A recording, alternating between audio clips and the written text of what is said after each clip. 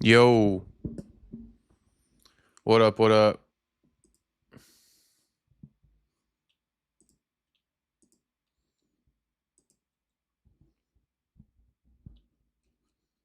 All right, we locked in on the mic.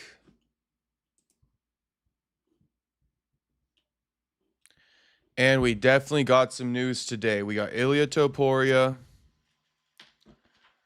announcing he's leaving MMA for boxing. Otto, always coming in with the good vibes. What up, homie? Hope I'm having a great one. I'm having a great one, homie. It's always a good day. Shit, even when it's not, homie, it's always a good day. But I appreciate you always coming in with the good vibes, Otto. Now Ilia Topuria announces he's leaving MMA for boxing. And this pertains to a conversation we had the other night. You know, we had some people in the chat asking me, what is the changes to the Muhammad Ali Act that Dana White's making? And I told you guys, right? I said, well, Dana's trying to make boxing like MMA. Boxing as we have it right now, there's a bunch of belts. You know, we got the WBC, we got the IBF, we got the WBA, we got all the sanctioning bodies, right? I didn't even list them all, but I listed a few for you. The Ring Magazine belt, all of them. These sanctioning bodies are considered, right, in MMA terms, if you want me to put those in MMA terms, that's like your UFC, your Bellator, your PFL, your Cage Warriors, all these promotions, right? But they're under exclusive contracts, meaning you can only compete for one belt at a time while you're under contract with this promotion. You cannot collect all the belts and be undisputed like you can in boxing. Dana doesn't like that. Dana's trying to make boxing like MMA with this new revision to the Muhammad Ali Act. We're following so far, right? We're following so far. Let me tie this all in real quick, though. Because a lot of people say, well, you know, the argument for the UFC pay model is that Jim Millers of the world, people who were never champions, never main eventers, they're able to become millionaires, right? But the catch 22 is that UFC champions, okay, the best of the best, the cream of the crop, are never going to make even a fraction of what the highest paid boxers get as champions, right? I mean, we had Terrence Crawford as a perfect example. It's not confirmed, but he's rumored to have made in the ballpark of 50 mil, probably more, probably north of 50 mil. Okay, to the point where his belt sanctioning fee for the WBC was 300 bands, and that was reduced. It was supposed to be more than that. It was supposed to be more than that. I think it went from like a 4% to like a 0.6% or something like that. I mean, we could just pull it up real quick, actually, because I made a post about it.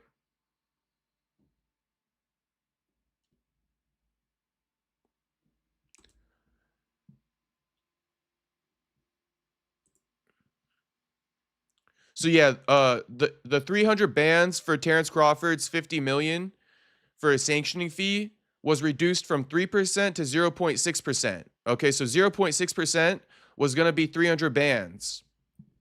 Usually they got to pay more than that, 3%, right? Shit, if we just times that by 3, that's almost $1 million to the WBC. How many UFC champions are making $1 million per fight? Shit, not all of them. That's what I can say. Not all of them. A guy like Ilia Topuria might be, but shit, Ilia Topuria is making just as much in a fight as Terrence Crawford is ordered to pay in sanctioning fees to one entity, if you will, to one sanctioning body, right? That's not including all the other undisputed belts that Crawford has. He got to pay them too. He got to pay them too. Okay, so that would be like $1 million plus all this extra money for the IBA, or sorry, the IBF, the WBA, and shit like that, right? Follow me here. Keep following me, okay? Because a lot of people stick up for the UFC. A lot of people stick up for the UFC, at least in these streams they do. Why? Well, because this is mostly an MMA stream, right? We cover a lot of boxing too, but we're mostly MMA over here. Okay, that's the bread and butter, right? But what I want everybody to understand who's an MMA fan who defends Dana White's boxing or pay model, right? And he's even okay with Dana bringing this into boxing, the Muhammad Ali Act, I'm going to help you guys tie it all in right now, okay? Because it's of my opinion that while it's well and dandy that you guys support Dana and you support the UFC and whatever endeavors they want to do as far as paying fighters goes, okay? It doesn't really matter what you think. It matters what the fighters think, okay? And the fighters, I find it coincidental. It's not coincidental. I mean, it's a super obvious.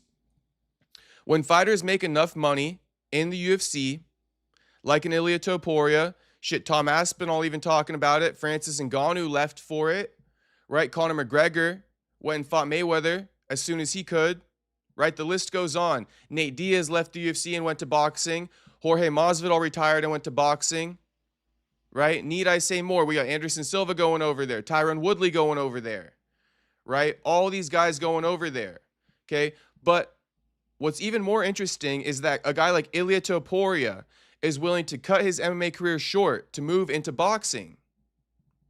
Why is that? Why does Ilia Topuria want to cut his career short and move into boxing? Because boxing's where you make real money. In the UFC, you don't make real money as a champion. It sounds crazy to say, and I'm not even going to explain it, because if you don't get it, you just don't get this shit. You feel me? And I don't even care to explain it to you, because I think you're more so turning a blind eye to the fucking business in the first place. So it's not worth explaining it to you because you're not going to listen anyway. But that's the truth, right? Ilia Topuria, he makes millions in the UFC. It's still not enough. It's still not what he deserves. Where can he get what he deserves? In boxing. Okay? So everybody understand that the champions of the UFC are leaving to go over to boxing because they don't make what they deserve in the UFC. And you could call all the Jim Millers you want that are millionaires, but for every Jim Miller, there's 10 fucking sad stories with CTE and broke, chewed up and spit out of the UFC, who ain't made shit in their life. Okay? They got nothing. What are they supposed to do? Go work a regular job? Probably. All right? So this whole thing with Ilia Topuria saying he's going to leave the UFC soon to go over to boxing. Now, I want to get this all off my chest now before I forget, okay? Because people asking me, why does Dana want to bring this new Muhammad Ali Act into boxing? Well, this is why right here. This is why right here. So that his fighters don't leave anymore. Right? We all heard Dana say, I challenge all the boxing promoters out there. When I come in with my new Muhammad Ali Act, stay on your side. Don't come to my side. Because my side favors the fucking promoter, not the fighters, right? And shout out to everybody in the chat. What up, Jacob? What up, Space Kid? And what up, Otto? Shit, my homie Jacob says he loves the channel. You grinding, brother. Good shit. Glad I found your channel. Love the consistency. Still tripping when I saw you pop up on my homepage. Had to support. And I appreciate the support, Jacob. I appreciate the support. Now, with Dana White creating his new boxing venture through changes to the Muhammad Ali Act, okay? The reason why he's doing that, in my opinion too, is because he's tired of his fighters leaving. He's trying to turn boxing into MMA to where the MMA fighters and the UFC fighters, shit, leaving the UFC for boxing ain't going to be no better for him, right? Leaving the UFC for boxing ain't going to be no better for him. Right now it is. As it stands right now it is. But once Dana deploys his new Muhammad Ali Act, if it fully goes through, because it hasn't yet, but if Dana fully deploys his Muhammad Ali Act and all the promoters go on Dana White's side, I'm talking your Oscar De La Hoyas, the old ass dude who I'm forgetting his name right now from Top Rank. I'm talking fucking Matchroom Boxing with Eddie Hearn. Turkey already with Dana. If all these guys come over to Dana's side, all right, UFC fighters will now have nowhere to go to make more money. Does it all make sense to you why Dana White is so hell-bent on getting into boxing and making changes to the Muhammad Ali Act now? Does it all make sense to you? Because I'm sure Dana's sick and tired of losing an Ilia Topuria, right? Everybody was saying to me the other day when we were talking about Francis, saying, well, Francis did leave and he made better money, so it was a win for him, right? And yes, it was a win for him. But Dana White, he's tired of that shit. It's happened so many times. Even with McGregor, McGregor's career got cut short somewhat because he went over to boxing, then he came back to MMA, and shit just wasn't ever the same for him. Okay, but why did he go over to boxing? Because he wanted to make real dollars. There's always that carrot dangling over these champions' heads. These people in UFC who make real names for themselves, there's always this carrot over here dangling to come over to boxing and make real money. Why? Because the organization they fight for right now doesn't offer it. Okay, so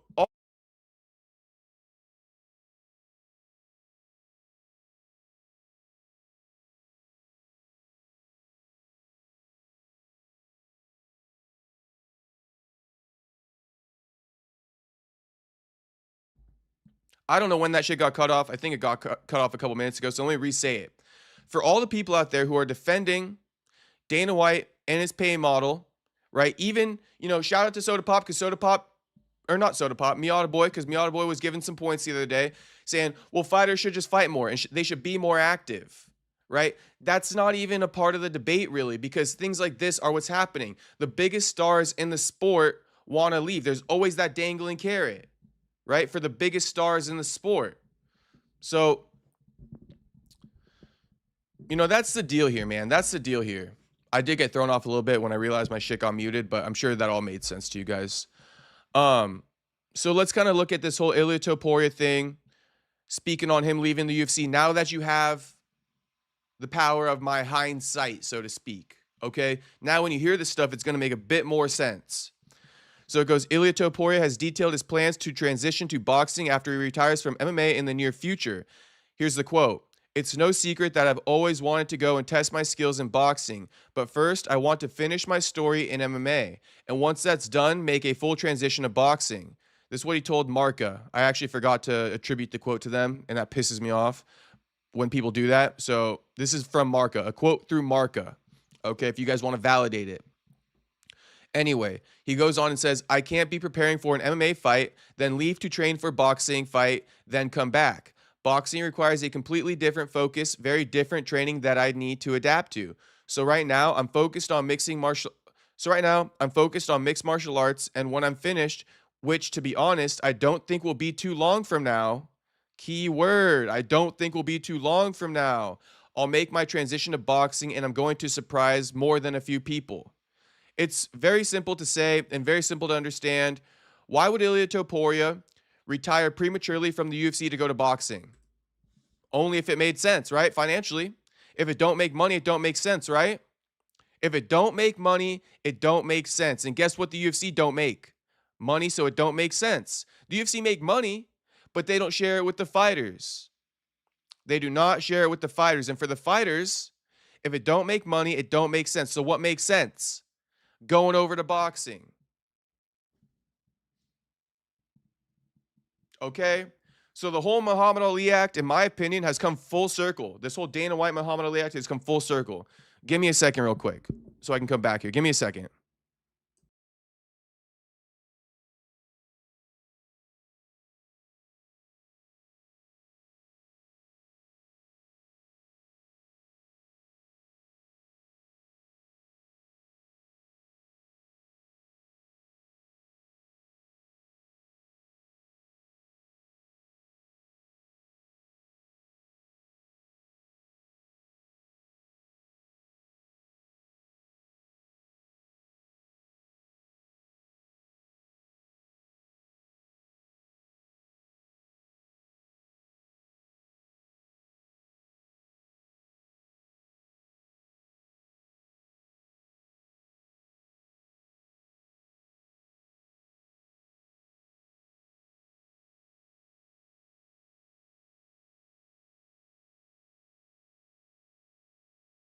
My bad, bro. My bad, bro. I gotta be putting that shit on Do Not Disturb or something. I got a phone call. Anyway. Shit, bro. I just keep getting fucking twisted around with my points. The fuck was I saying? The hell was I saying, boys? Anyone want to help me pick up where I left off? I know I was talking about this whole boxing adventure. Maybe I wrapped it up. Maybe I was done with it. But yeah, this is the story with Ilia. He going over to boxing. He's going to be done with MMA soon. And, I just find it unfortunate, bro. I find it unfortunate. Oh, I think what I was saying is that Dana White's Muhammad Ali Act has come full circle. Now we know everything. We know why he wants to employ the Muhammad Ali Act into boxing, and it's not for the reason you guys think, right? It's never what meets the eye, and it's never anything Dana will admit to, right? Because why would Dana admit, I'm sick and tired of my fighters leaving my organization once they become stars to go over to boxing? And funny enough, speaking of it, why don't the UFC make stars anymore? Maybe it's because they identified they're making stars to go over to boxing because it's not worth the squeeze. The juice ain't worth the squeeze once you become a star in the UFC. You're not getting paid shit for what you bring in. The UFC taking it all. So not only is the UFC not making stars anymore because they're losing them to boxing, right? They're not doing the fighters no more favors. Dana never going to admit that. And Dana never going to admit that the reason why he got into boxing in the first place was because one too many fighters left to go to boxing. And here's another perfect example of Ilia Topuria. Okay? Here's another perfect example of Ilia Topuria. One too many fighters leaving to go to boxing, and we have another one in the works right now. I'm telling you guys. I'm just telling you.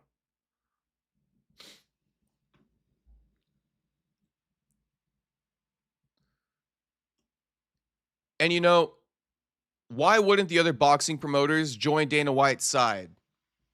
Where they get to basically steal from the fighters, scam the fighters, and take all the money. Why wouldn't they? So this is very dangerous to boxing. This is very dangerous to boxing, Dana White's Muhammad Ali Act, because it's of my belief that a lot of these fucking promoters will go over to his side. They will. Where he only has one belt for everybody to compete for. And the WBC, the IBF, the WBA, the WBO, Ring Magazine, probably not Ring Magazine because Turkey owns that, and Turkey's in business with Dana. But all those other belts I named are going to go by the wayside if all the promoters choose to move over to Dana White's side of things in the Muhammad Ali Act and operate under that fucking umbrella. So you know what? Go ahead and share your thoughts on that because, everybody liked talking about it. Now we just solved everything. Everything been solved now with this from Ilia. Crazy enough that this thing from Ilia just awoke me. And it actually awoke everybody. I've been seeing a lot of people posting about this. And the same gut reaction, which I just shared with you guys, is what everybody else is posting. Everybody. I mean, we could put it in like less words than I said it and look at Luke Thomas's. I think Luke Thomas just quote tweeted something about it too. The post about Ilia leaving, first thing he says, this speaks to, MMA. Shout out to Mad Squabbles. If you know, you know. But Luke Thomas wasn't always Luke Thomas. He was formerly known as Mad Squabbles. Shout out to Luke. This guy and I, we got a love-hate relationship. We definitely have a love-hate relationship. And I think we love and hate each other at the same time. He loves me and hates me, and I love him and I hate him. Anyway, here's what Luke Thomas said in response to the quote I just read you. MMA damage and injury load is high relative to boxing. That's number one. Two, fighter pay is an inarguable factor. And three, can't blame athletes for leaving early, especially when hearing career versus opportunity message. Now that I just read that, Luke has a way of just making shit sound so fucking confusing and like complicated. I feel like I explained this way better. Like, Luke too vague here, so I'm just gonna exit this fucking tweet right now. But that's this whole thing right now. That's this whole thing. Share your thoughts in the chat. Unless you're a, Daddy Dana lover, but I don't know why you would be. What do he ever do for you? What do he ever do for you? And I know, it's like admitting that the UFC kind of sucks. I know it's admitting that the UFC kind of sucks, but, facts are facts. And the truth could never be considered disrespect, could it? I know a lot of people got questions about the Muhammad Ali Act. But nobody got questions right now, huh? Now that it's been solved. Now that all the questions are answered.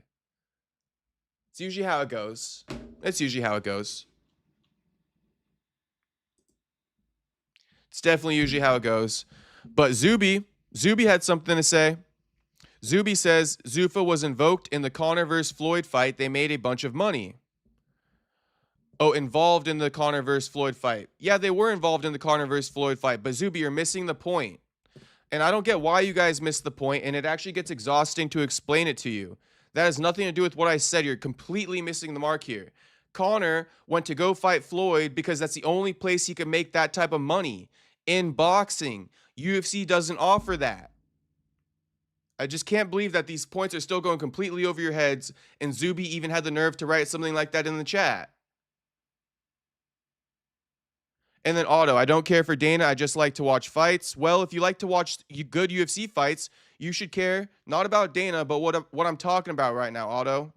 You should care what I'm talking about right now. Because if you like to watch fights, I mean, shit, do you like to watch fights or do you like to watch good fights and champions and world-class fighters fight? Because we got shortchanged of Conor McGregor's career with him going and wasting that time going over to boxing. He could have, Conor never defended his titles. Never defended his titles. That's fine if he moved up from featherweight, but when he won the lightweight strap, he never defended it. He never banked one successful title defense. And because he went over to boxing, because he was up to some bullshit, so much time was delayed for the contenders in the lightweight division that when Conor came back, he didn't even come back to a favorable matchup. It was that matchup with Khabib. And he lost that first title defense. Best believe if Conor never went over to boxing for the money that the UFC doesn't offer, okay, then he would have got a more favorable matchup in his first title defense. He would have got a more favorable matchup in his first title defense. I'm just telling you guys this. But that's why McGregor never defended his title once. So I know Otto says I like to watch the fights. But yeah, I like to see UFC fighters achieve greatness. I mean, it's not so fucking minimized to me. I want to see these fighters achieve greatness. And I will never stop saying that Conor never defended his belts. Never banked one successful title defense. But that's because of the UFC. The UFC is partially to blame for that. You can't blame Conor for wanting to go secure the bag. You can't blame Conor for that. You can only credit him for that. And now Ilia is about to do the same thing. He's going to cut his UFC career short, and he's not even going back and forth. He's just saying goodbye. See you later. See you later. Tom Aspinall talking about boxing. Best believe these boxing promoters are licking their chops, ready to pick up Tom Aspinall whenever he's ready to come over there. Ilia Topuria too. Oh, they're loving this shit. They're going to eat it up.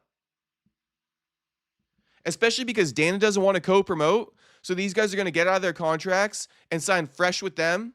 Sign fresh with them. No daddy Dana involved. Like it was with Mayweather and Floyd. Right?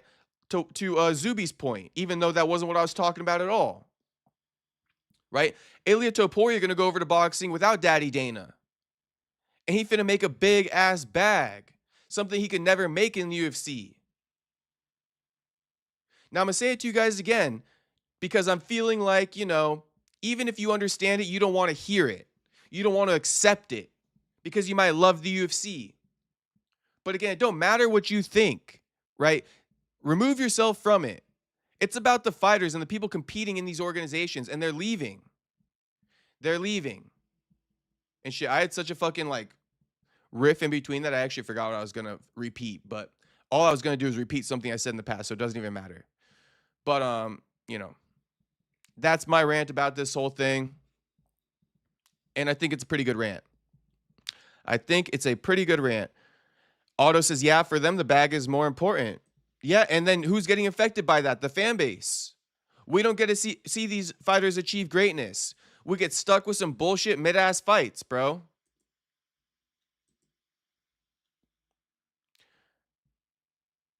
Both sports are about to die. Well, shit. Right now, as we have it, the UFC is dying for this reason, okay? The UFC is dying for this reason. Right now, as we have it. Everybody knows it, whether you want to admit it or not. Don't care. It's a fact. The UFC's been dying, okay? Especially this year. This was one of the worst years ever for the UFC. I don't care about the new Paramount deal. I don't care that they signed a new $7.7 billion deal. This was one of the worst years ever for the UFC. They got no stars. They're not creating no more names. Okay, the UFC is dying. All right. Now, as soon as Dana White puts his new Muhammad Ali Act into boxing, the UFC will start to revive because the fighters will have nowhere to go, right? The fighters will have nowhere to go. Now, what's going to die? Boxing's going to die. So what's killing the sport? What's the common denominator in this? If boxing's going to die if Dana White enters there, and if MMA's dying now with Dana White in it, what's the common denominator? Oh shit, it's your boy's king. Daddy motherfucking Dana, Baldy. Baldy who off his diet and overweight again. Okay? Baldy who off his diet and overweight again. We got America First saying, not a good rant, Brandon. To be fair, after the pay-per-view dropped, Dana became less interested. America First, I have no idea what you're even saying. What, like, how is America First? I have no idea what you're saying. I'm sorry, America First. Usually I get what you're saying, but like, I have no idea what you're saying there. After pay-per-view sales dropped, Dana became less interested. What does that have to do with what I'm talking about? You think that it's just because Dana's less interested, that's why fighters are leaving the promotion, America First? I got to counteract you and hit you right back and say, that's a terrible point. You don't even have a point there. If that's your point, because we're talking about why UFC fighters are leaving the promotion for boxing. That's a topic right now. If anybody's having a hard time understanding that, the topic is UFC fighters are leaving the promotion to go to boxing.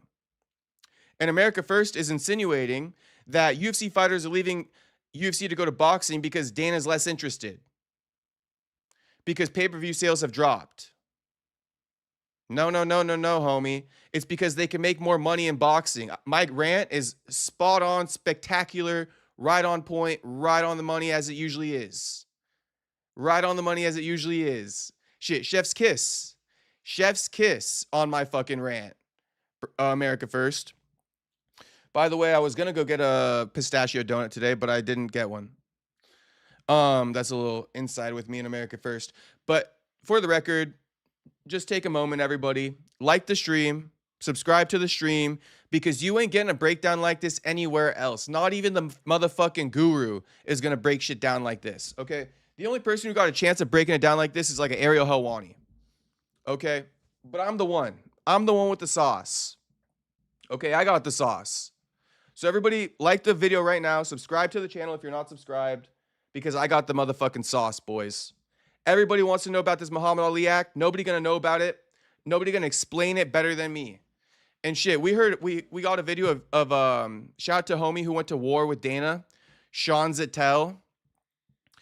Homie went to war with Dana, Sean Zettel, if you guys are familiar, that boxing promoter who questioned Dana about the Muhammad Ali Act during the Terrence Crawford press conference with Canelo. Yeah, homie be on his shit over here too. He reminds me of myself. But he not independent like me. Which is another reason why you should fucking be supporting. Because shit, everybody in somebody's fucking back pocket. Everybody holding somebody's pocket but me. Okay? So here's a little caption. I actually, spoiler alert, I haven't even read this, but I got the gist of it already.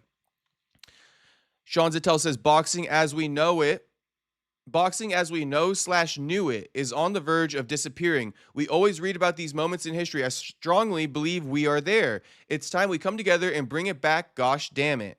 The four powerhouses don't stand a chance against that machine. Something has to change. TKO is not the answer. To put this in simple terms, the four powerhouses are the belts I named, right? In boxing. They don't stand a chance against that machine. That machine, TKO Boxing, funded by Turki Al-Sheikh's bottomless fucking pockets. All right, so let's hear what Sean Zettel has to say. America First says, trying to be funny, that's all. No point. I didn't blame them for leaving. Just look at how Dana disrespected Tommy Aspinall. Let them leave. Can't blame him. Okay, America First, I got you. But shit, I'm too serious. I'm too serious for jokes right now. But you could keep the jokes coming. But I ain't going on the funny tip yet. All right, funny tip. Maybe we'll be in about 15, 20 minutes. I'll be on my funny tip. Right now, I'm on my very serious tip. Okay, because I want everybody to understand what's going on here. I don't want to be joking and fucking muddying up the waters. I'm very serious about this topic. And everybody's curious about it. So if you really want to learn about it, here's what it is, right? Everything I've been saying, and we're going to hear from Sean Zettel right now. But America First also said Oscar De La Hoya explains it well also. Keep the Muhammad Ali Act. If you know, you know. Okay, shout out America First. Keep the Muhammad Ali Act, right? Keep it. Keep it, because the person who needs to fix things is Dana. Like I said a second ago, who's the common denominator? If UFC's dying right now, okay, and Sean Zettel is telling us that boxing's gonna die if they go with this new Muhammad Ali Act, who's the common denominator? It's Daddy Dana, Baldy. Okay, Dana's the problem. I know you guys don't like to hear that shit. I know you don't. And honestly, I don't even know why. Fuck that guy. We don't give a fuck about him. We don't know him shit. We don't know him shit, bro. Shit, I don't know you nothing, Daddy Dana. Nothing, bro. Nothing. That's how I feel. I'm over here debating if I should take back the fuck that guy, but nah, I'm not gonna take that shit back. I'm not gonna take that shit back, bro. Because sometimes you gotta say something a little bit edgy to really get it across to you guys. It's not about loving him. It ain't about loving him. Shit. Boys are so quiet in the chat right now. Everybody just listening, sitting at their fucking phone, listening, probably boiling slightly, probably boiling. How the fuck I'm gonna rebuttal his ass? Shit. Because if I was wrong, oh boy, the rebuttals would be going crazy in the chat. But everyone's still sitting back 34 minutes into the stream wondering how the fuck they finna rebuttal me. How the fuck we gonna find a hole in Jacob's argument? You not. You not. Stop trying to find a hole in it and just understand that I'm right. That I'm explaining it to you exactly as it is. And I don't belong to anyone's side. If boxing was doing the same shit Daddy Dana doing, and boxers were leaving that promotion to come over to the UFC, guess what? I'd be saying the same shit about boxing. This doesn't have to do with anybody or who I like or who I dislike. This is about what's right and what's wrong. Identify what's right and what's wrong and align yourself with that. Don't be aligning yourself with these figures and these people, especially people who ain't done shit for you.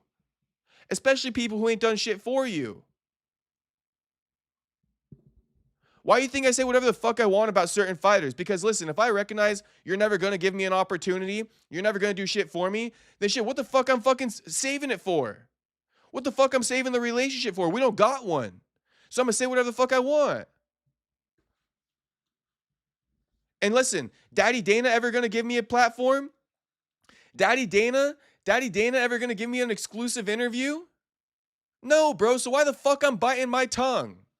I'm going to say it exactly how it is, whether you like it or not. Everybody's sitting at their phones right now waiting. How the fuck I'm going to rebuttal him? You're not. You would have by now. It's been 36 minutes. And all I get, shout out to HT because he my mans, okay? But it's been 36 minutes and all I be getting is some jokes from America First, right? All agreements. Everybody in the chat be agreeing. Zuby, he tried to give me some bullshit ass point. I counteracted it. Nowhere to be heard from. Okay, but what up, HT? I'm getting a good day, Jay from HT. Good day, homie. Good night to you. All right, good evening. Okay, so let's listen to Sean Zettel real quick as far as what he has to say about these changes to the Muhammad Ali Act. Now, this probably has nothing to do with Ilia Topuria. Oddly enough, this video he's making is not in reference to Ilia Topuria, which is, oddly enough. Because it just shows, man, people aren't just reacting to the Ilia news. This is something that's on boxing promoter or boxing journalist minds too. Okay? Shout out Sean Zettel. Let's give homie a listen.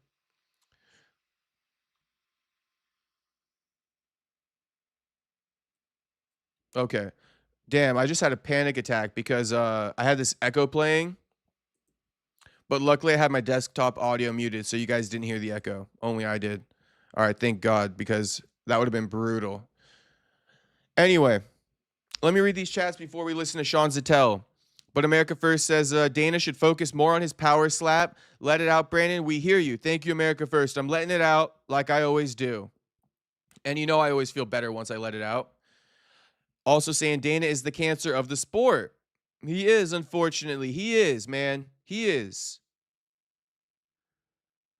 And I don't care how many UFC PIs he's made or how much free food he offers.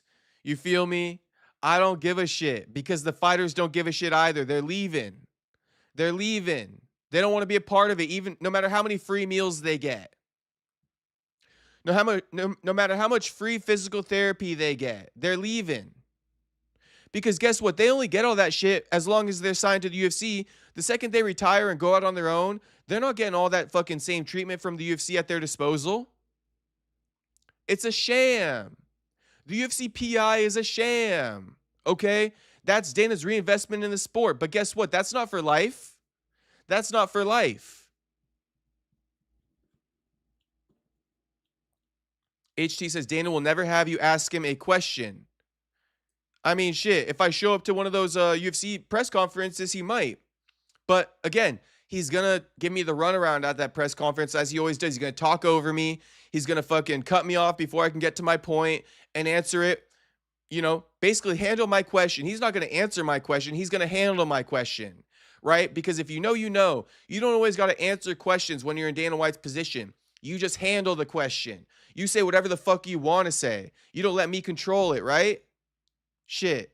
You're not going to let me control it, then I'm going to say whatever the fuck I want, bro. Because I got to get it out somewhere and people need to hear it. America versus Topuria should dump his belt and tell Dana, I used to make my brand. See you later. Yeah. Yeah. So, all right. Without further ado, here's Sean Zattel. Like the stream, boys. Subscribe if you're not subscribed. And I love Max. I respect Max. But when Max was trying to say boxing needs to be like NBA, NFL, UFC, he got booed at that press conference at Canelo Crawford where I went at Dana about the Ali Act, right? It's because part of boxing's cockamamie bullshit, Wild West bullshit is its charm. It's a different vibe than those three-letter conglomerates. And that's what TKO is, a three-letter conglomerate. And they will be successful if they have their way, okay? Not only TKO is a three-letter conglomerate, right? But UFC is a three-letter conglomerate. And let's hear what Dana White's new revision to the Muhammad Ali Act is, okay? Let's hear that new three-letter conglomerate, just so you guys are familiar. Of course, this isn't a Google search, so it's going to be a fucking pain in the ass. No, this should be fine. The UBO. So here's the new three-letter conglomerate that Dana's trying to bring into boxing. The UBO. Unified Boxing Organization. All right? And just while I'm on this little thing right now, look at Daddy Dana the other day. Look at Daddy Dana the other day taking a visit to USA Boxing, one of the tournaments, trying to pick up younger talent. Who's this guy? Nick Khan or something? Who the fuck knows who this guy is? Anyway, here's Dana at USA Boxing. Look, USA Boxing posted him. We bring star power. Welcome to the 806. Dana, and Nick Khan. And thank you for recognizing the future generation of boxers in the U.S. So Dana already, wheels are in motion. He's scouting young prospects already from USA Boxing to sign to the UBO, Unified Boxing Organization. This is the latest three-letter conglomerate that Sean Zattel is referring to. The cockamamie bullshit. What a good line. Cockamamie bullshit. They will bring some well-oiled machinery to the sport of boxing that is desperately lacking that and does need some of it, no doubt. But they'll lose part of the heart and soul of the sport, in my opinion, right? So what I'm proposing, because you see the Italian colors here, right? All right. Now I don't want organized crime going on, but is the five families, or in this case, I guess the four families. Okay, you need a commission. You need a commission of the four families, all right? And you need to mix and match and do business with each other to form this union. And just like join or die, You could still be separate, but form this union of American boxing under Jeff Bezos' Amazon Prime, okay? PBC could still have their own shows, Top Rank could still have their own shows, Matchroom and Golden Boy, to build their young talent, because that's one. So you still need to build your own talent, feed them some easy fights on the way up, development fights before they're ready to just be thrown in championship level fights. But what Amazon would need is quality control. They would need someone to oversee that, to make sure that, hey, you want these budgets, you want these paydays, you're going to have to put on the right kind of fights and mix and match between each other. And we could have what everybody's been asking. The reason why we're in this predicament is these guys wouldn't do it on a consistent basis. The 12th hour is here. You're all going to get muscled out. You have to be honest with yourselves. You can't compete against this machine called TKO Paramount, okay? Unless you join forces under Amazon Prime. That's my pitch. That's what I genuinely believe, okay? Honestly, I think there's nothing wrong with boxing. I think there's nothing wrong with boxing as it stands, bro. I like how it is. There's this big complaint saying like that boxing doesn't have any stars or whatever you want to say. Like that's what Dana's pitch is. Like, oh, there's no storylines, this and that. We're going to invest in the fighters. Bro, there's plenty of storylines in boxing. Plenty of storylines in boxing. They're still doing face-to-faces. They're still putting together big fights. Shit, we had Ryan Garcia versus Devin Haney. We got motherfucking we got Ryan versus Rolly. We got Shakur versus Tio coming up. Okay? We've had AJ versus Usyk, right? We had Fury versus Usyk, didn't we? So we've had plenty of fights here. Plenty of fights that have been good. Boxing has more stars and than I love the Max. UFC in the first I respect place. Boxing has more stars than the UFC in the first place. So I think they're doing just fine. I don't think we need an Amazon Prime to save the day. Genuinely, I don't. That's kind of a weird fucking option he has here.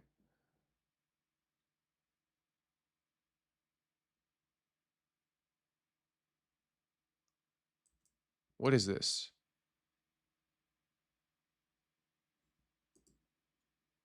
No clue.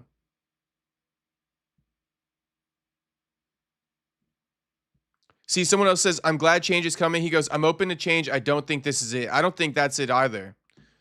I don't think fucking Amazon Prime is going to be the change that everyone's looking for.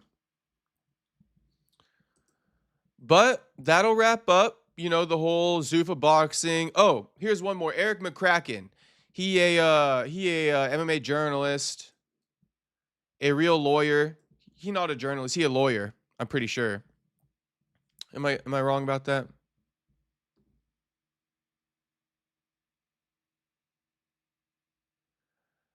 Not at all, Miata boy.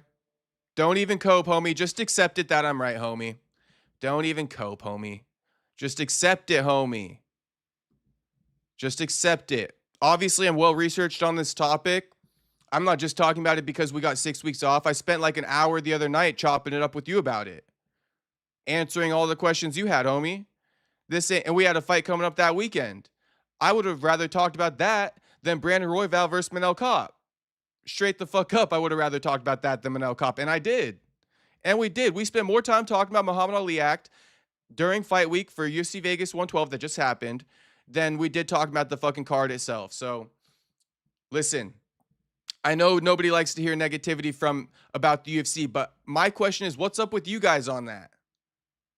What's up with you guys on that? You not interested in the truth or what?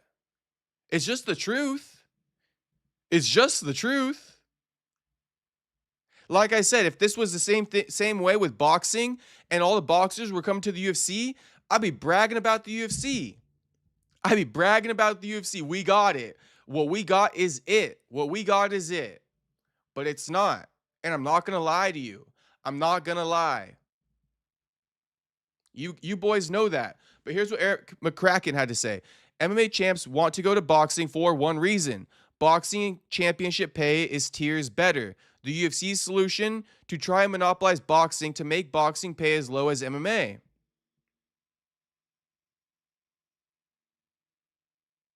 Yeah.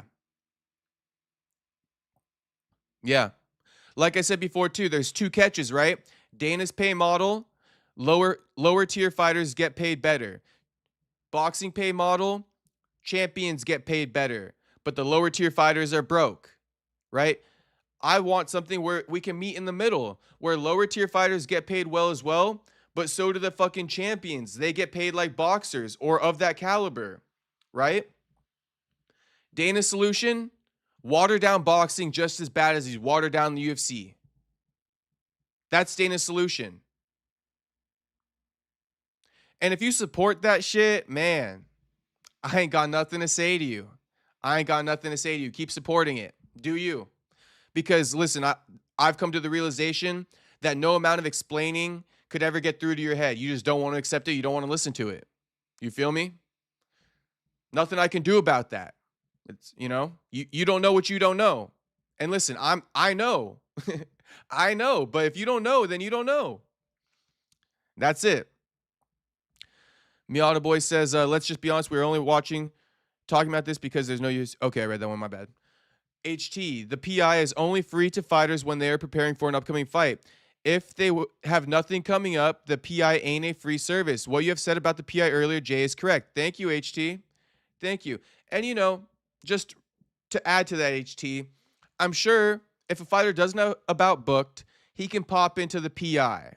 I mean, at least I would hope so. I would hope so. But yeah, obviously priority and scheduling for training sessions in the gym and in the octagon at the PI, right? And with physical therapy, if you got a fight coming up, you're prioritized. You're prioritized, right? There's definitely going to be a priority there. How good is Steve Asplund though? Shit, is that that fat homie?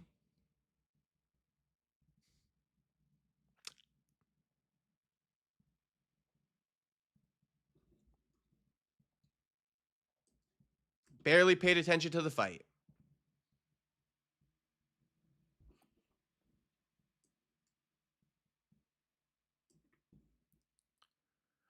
Unbroken, what up, Buttercups? Don't worry, we got Tate boxing and Paul boxing. Shit, I'm actually kind of low-key excited for it. We got Andrew Tate on Friday, Jake Paul on Saturday. No, sorry, reverse that. Jake Paul on Friday versus AJ, Andrew Tate on Saturday against Chase Demore. But again, why would an Andrew Tate come fight in MMA, so to speak? There ain't no money to be made. There ain't no money to be made. The sport we all know and love. If you love the sport, okay? If you love the sport, you should look a little bit deeper into it, okay? Because to Miata Boy's comment, Steve Asplund ain't never going to progress the sport. If you love the sport, we should be trying to get the biggest names over here possible. We're losing all of our biggest names to boxing. And we're over here with Miata Boy being like, how good is Steve Asplund? Bro, I'm not worried about Steve Asplund. I'm worried about losing Ilia Topuria. I'm worried about the fact that stars don't ever want to come into MMA and fucking try it here. I'm mad that Andrew Tate didn't see any value in MMA to come try his hand here. Keep in mind, Andrew Tate came from kickboxing. He didn't come from boxing. He came from kickboxing. He could have chose MMA. But the sport we all know and love, they don't care about it. Why? Because it don't make enough money. And if it don't make enough money, it don't make sense. Shit, we over here fucking talking about Steve Asplund. We talking about Steve Asplund? We talking about Steve Asplund. Shit, I'm worried about losing Ilia Topuria. I'm worried about the fact that Jake Paul went into boxing, a guy who never competed in combat sports. We could have had a Jake Paul in MMA if MMA was organized like boxing is. We could have had Andrew Tate into MMA if MMA was organized like how boxing is, but it's not. And here Miata Boy is with the first sniff of me saying something wrong. This is what I told you boys, right? The first sniff of me even saying something wrong, which I don't think Andrew Tate competed in MMA, Miata Boy. We could look at it. But look at the first sniff of a disagreement, instantly drops it in the chat. Instantly. It just proves that everything I said about Dana White's new Muhammad Ali act, I'm right. I'm right. Or else Miata Boy would have been dropped a rebuttal in the chat. But instead, we got a cope. Instead, we got a shout out to Steve Asplund. We talking about Steve Asplund. We talking about practice. We talking about practice. We talking about practice. Shit, shout out AI. Shout out Allen Iverson. Now let's just see who's right here. Did Andrew Tate ever compete in MMA? Because it's just a Google search away. It's just a Google search away. Oh, he got one fight in MMA.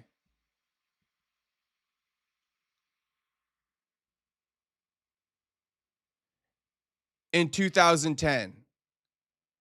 In 2010, like shit. Oh, like this shit makes me wrong. Nah, dude. We know what we're saying here. We know what's going on here. And even if Andrew had one fight in MMA, it don't even matter. It really doesn't change the point at all. Okay, he had one fight in MMA. Point still stands. Point still stands. But do you see my point, though? If I was wrong about anything I've been saying, people would have been dropped disagreements in the chat. You boys don't got shit for it. And if you do, shit, 5, 4, 3, 2, 1, drop that shit. Come on now. You know I like a good battle. Where is my opponent? Show me my opponent. Who finna battle me on this one?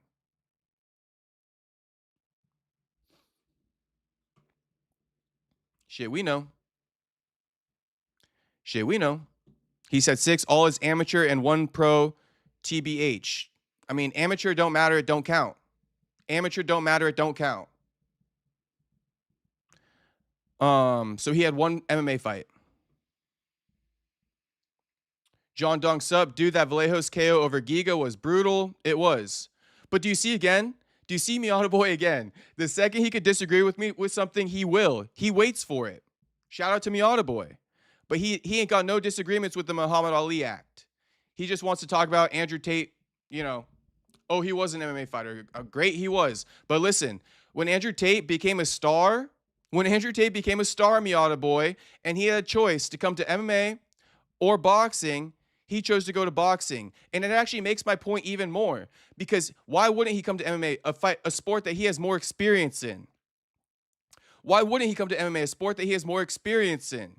Right? He could kick. He could elbow, just like in kickboxing. He could take down, just like in MMA. With Miata Boy saying he got 6 amateur fights, 1 pro fight, right? So he's more experienced in MMA. Wouldn't he be more inclined to come and compete in MMA then? Oh, wait. MMA doesn't make money. The sport we all know and love. The sport that Miata Boy shills for. Okay? The sport that homie shills for. So you're actually making my point more. Andrew Tate has never boxed before. Okay? He's actually competed in MMA. He's a world champion kickboxer, yet he chose to go to boxing. So thank you, Miata Boy, for making my point even more. You thought you had something there.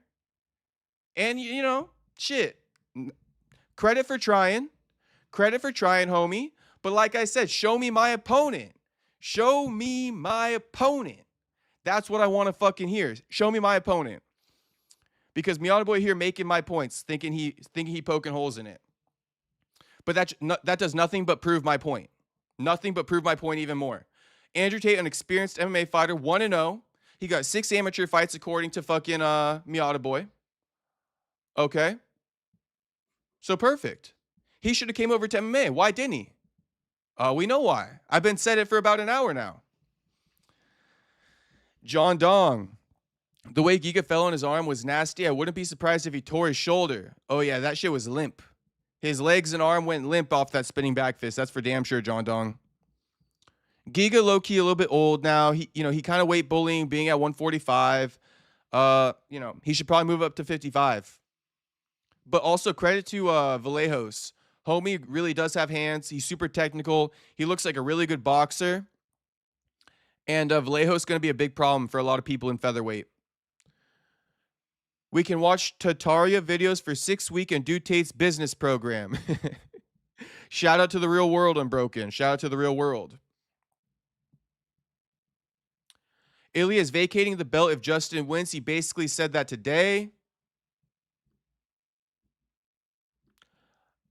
I did hear something like that, but actually I heard that the UFC has plans for Justin Gaethje if he wins the belt. He didn't say he's vacating it. He said that the UFC has plans for Gaethje if he vacates the belt. We could gather that clip. Is that on Champ Rounds or Homa Fight?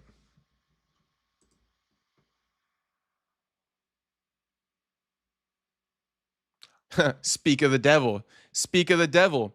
Tom Aspinall is down for a boxing match with Francis Ngannou. Why? If he could make more money in MMA, why would he be interested in this? Shit, we know why.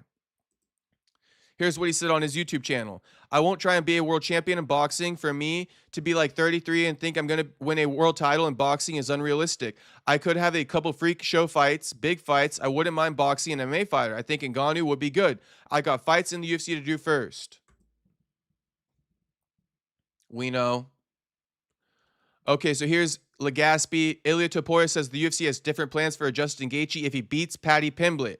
I've been trying to tell you guys this, that Paddy Pimblett is not a good boy. Not Paddy Pimblett. Ilia Topuria is not a good little boy. He doesn't just do whatever the UFC tells him to do. He's $1 million fighter. Okay, you better give this guy a good opponent that can generate the money he deserves. He's not just going to step in the ring against anyone. I tried to tell you guys this several times already, but here it is again. If Gaethje wins, it's not even worth Ilia to fight him. Ilia's only coming back for big fights, and everybody better get on the program. It's not about what you guys think. It's not about what you guys want. A lot of you guys don't know shit about the sport anyway. You think you do because you make bets, you predict things, right? But you don't know shit about the sport. The sport, the business of the sport, how it's run, okay? It's not about what you think. It's about these fighters, okay? It's about Ilia and what he wants to do, okay? Because I know a lot of you just think Ilia's a good little boy. He finna fight anybody. No, he's not, dude. No, he's fucking not. And that's why he wouldn't have never fought Arman either. People don't realize, bro. Ilia would have never fought Arman because it just doesn't generate the money that's worth it for him. To go in there and risk his life and step in that cage, he can make more money elsewhere. But nobody wants to really factor that in at all. So listen, Gaethje versus Ilia, it ain't never going to happen. That's why the UFC has different plans for Gaethje if he beats Paddy. Really, if Justin wins, the UFC has different plans that I can't talk about at this moment. Okay? This does not insinuate that Ilia said he's going to retire if Gaethje wins the belt, like whatsoever. This is just as it said. The UFC has different plans for Justin Gaethje. Probably because they're going to go ahead and run that fight with Ilia in Islam or something like that. If they want to, squeeze out some money from Ilia one last time before he leaves them. Let's hear this. Hopefully this doesn't contradict anything I've been saying, but let's see. A perder al UFC y voy a pelear con Ilia en la.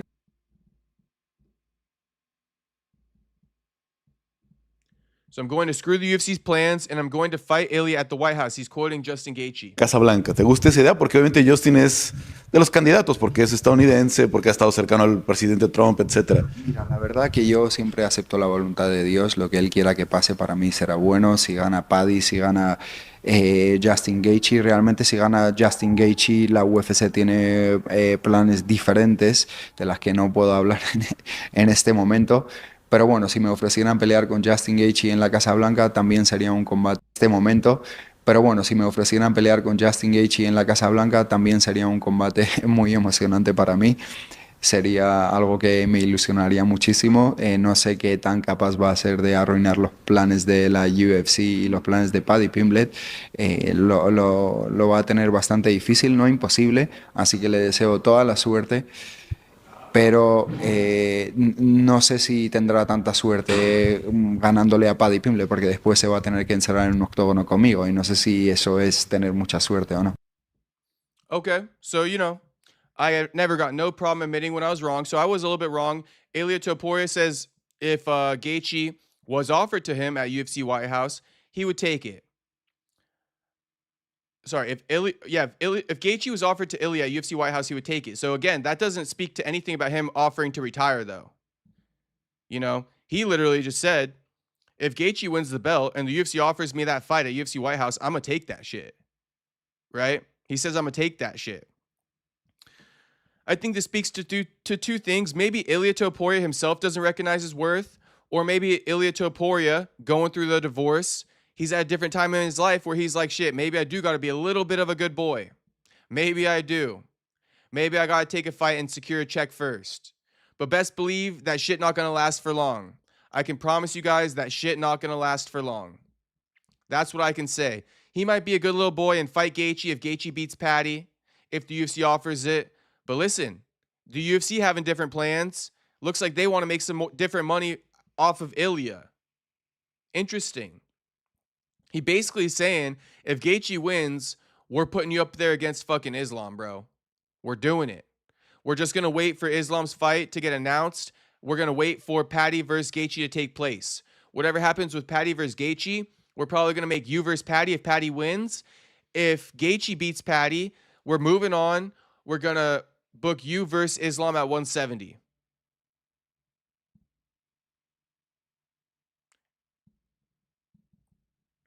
So there we have it.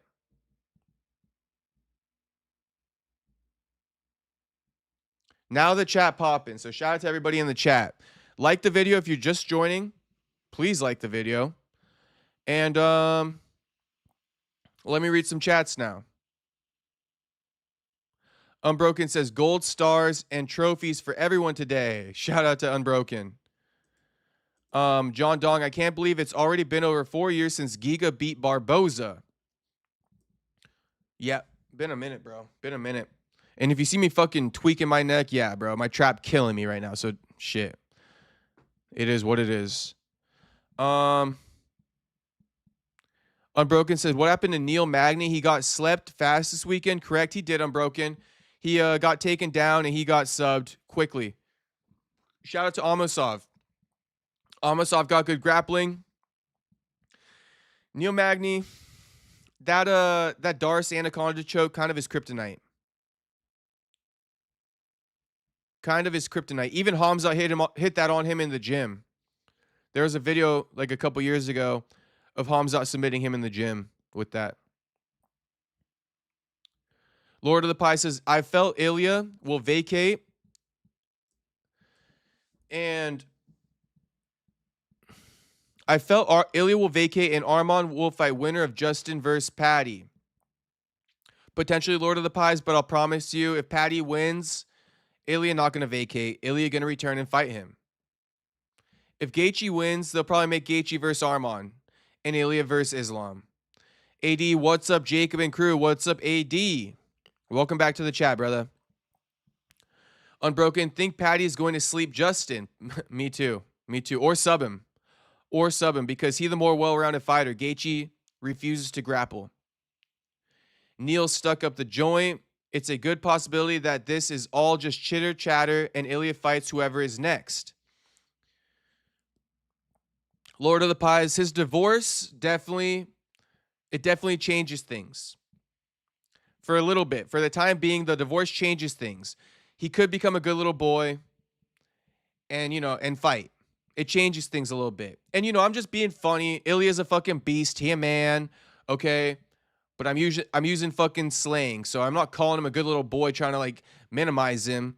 I'm just trying to put it in context for you guys in very simple terms. I fuck with Ilia. He's great. Nothing wrong with him. Just for the record.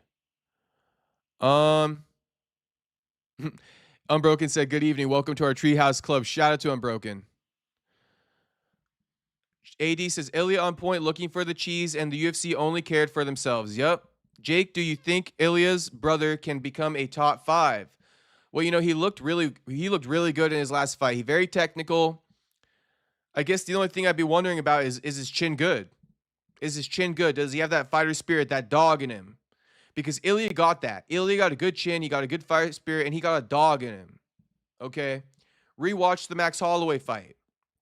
This dude will walk through punches. Ilia Topuria. He don't give a fuck. A lot of fighters, once the going gets tough, they start to fold. That's a big difference between a champion and a contender. Right? Charles Oliveira for a long time. was stuck in contendership because he would fold when the going went tough. Eventually became a champion, but you get the point I'm trying to make. Unbroken says, can't these fighters have their own personal sponsors and income? They can, but that's not going to be life-changing money necessarily, Unbroken, because a lot of these fighters aren't stars, homie. Ilia Topuria probably makes life-changing income through his sponsors and shit like that. But a Justin Gaethje, how much you really think he's going to make from a sponsor?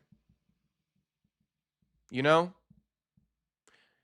You got to be a name like McGregor, Nate Diaz, Ilia Topuria. If you're not that, okay, it's a facade, bro. They're not going to listen to you. They're not going to buy your products. You got to be worldwide. Because that's what a sponsor is, right? The juice got to be worth the squeeze. If you're going to pay this athlete $1 million, this athlete better bring you back $1 million plus in revenue for whatever the fuck company you are that's sponsoring him. Does that make sense? So these fighters who get sponsors can only, demand as much sponsorship pay as what they can bring in. And I'm telling you, if you got 500,000 followers, you're not a worldwide star, how much can you really get from a sponsor? I mean, 250 bands. Think about that. You think Gaethje promoting some company, some food company, some supplement company is going to generate 250 bands in sales if that's his sponsor? Consider it. Just consider that. Call it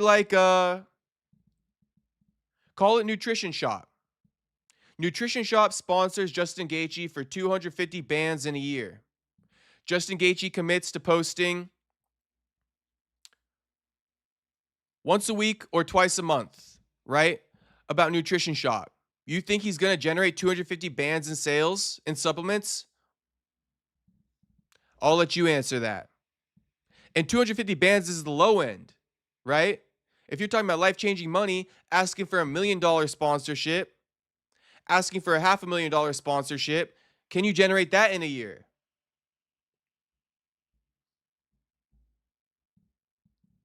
Because you got to generate that and then some to make the sponsorship worth the squeeze. And keep in mind, to the question of Unbroken asking, can't these fighters, have the personal sponsors and all that? Yeah, they can. But guess where they can't have that personal sponsor? Unbroken. Guess where they can't rep that personal sponsor that would probably get them a lot of sales, especially if they were active in the year? I'm talking about fighting. They can't rep that personal sponsor in the octagon. Can you believe it? Can you believe it? They can't even rep that personal sponsor in the octagon. So that shoots them in the foot right away too. Right away too, that shoots them in the foot. Because shit, if these sponsors could get featured in the octagon, that'd be a whole different story, wouldn't it?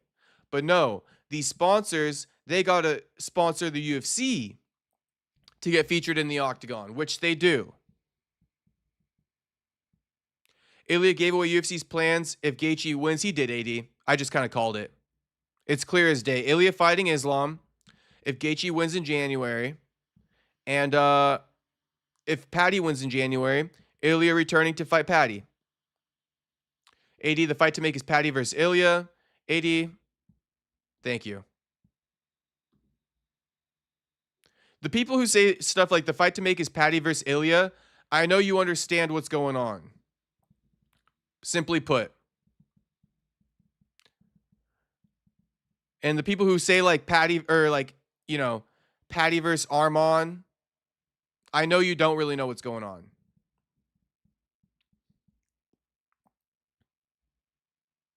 Unbroken, they had high hopes for Neil a few years ago. I never did, Unbroken. I never had no high hopes for Neil. He a good fighter, he a good guy, but never championship caliber. The winningest welterweight in history, though. Lord of the Pies, Ilia's face always looks like he just let out a fart and is waiting for everybody to smell it. All right. That's a good one. That's a good one. I'll give that one to you, Lord of the Pies. He looked like he just farted and he worried about homie smelling it. Homie looking at him like he's smelling it already. Homie looking at him like, damn, you just ripped ass in here. You ripped ass, homie. Miata Boy says, I'm going to be honest, I'm really losing the Ilia hype by his inactivity. I mean, he's the most skilled fighter in the promotion, bro. One of the most skilled fighters in the promotion. I don't think inactivity is going to change. You feel me? Like, he's one of the most skilled fighters in the promotion. Been knocking out everybody. That, like, no amount of inactivity is going to really, like, make me forget about that. And on top of that, he's only been out for, like, I don't know, 7 months or so? How long Ilia been out? Islam Makhachev fights twice a year. Khamzat Chimaev fights once a year.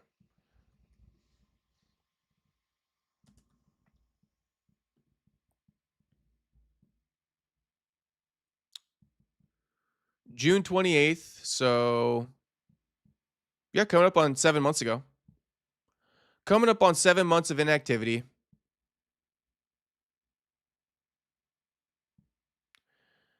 Before that, it was about 10 months, right? About 10 months. A couple days over 10 months.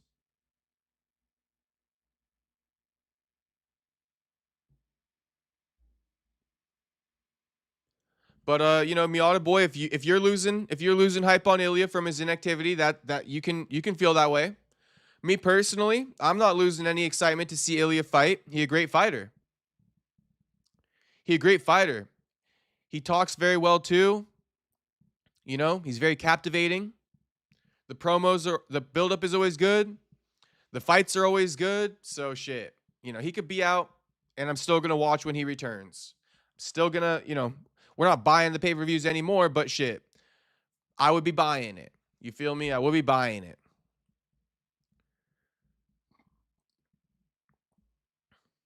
AD Jake, did you see the other angle with Ian Gary slapping Khamzat's back that led to Khamzat coming after Ian? Yes, and it just validated AD that Ian Gary had that shit coming 100,000%. I've been said that, so I'm not changing my take at all. What I thought about it the night of is exactly how I think about it, even after seeing the new video. Essentially, Ian Gary was on some passive-aggressive bullshit, trying to clip farm, and shit. It's always the fucking beta. Not calling Ian Gary a beta male, don't get me wrong, but it's always the lesser man trying to be passive-aggressive. It's always the lesser man trying to be passive-aggressive. If you know, you know. But Ian Gary was the lesser man in that situation, being passive-aggressive towards Khamzat. Khamzat picked up on it. And everything that happened after Ian Gary was slapping on his back, super necessary. Super necessary. Shout out Jorge Masvidal. Almost called him George, but correctly pronounced Jorge Masvidal. How you guys like that? Jorge Masvidal. That's how he really says it. Unbroken, talking about fucking constipation is no joke. All those tapas and rice will kill you. Because he said Ilia's face looks like a fart.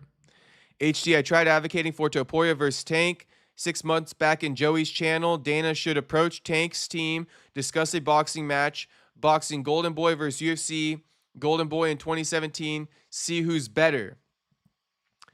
HT, hold your breath on. Don't hold your breath. Don't hold your breath for several reasons. One, Dana ain't looking to compete in that model of boxing because he wants all the money for himself. That's number one. Number two, shit. Definitely don't hold your breath for Daddy Dana and Golden Boy to fucking do business with each other. You already know that one, homie. So, I hear you.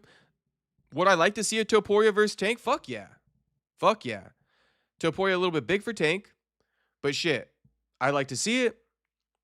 But again, Dana's not going to enter that side of boxing anymore. That's why he's revising the Muhammad Ali Act. And, you know, Oscar and Dana never doing business, bro. Never doing business. They hate each other so much with a passion. Unbroken says,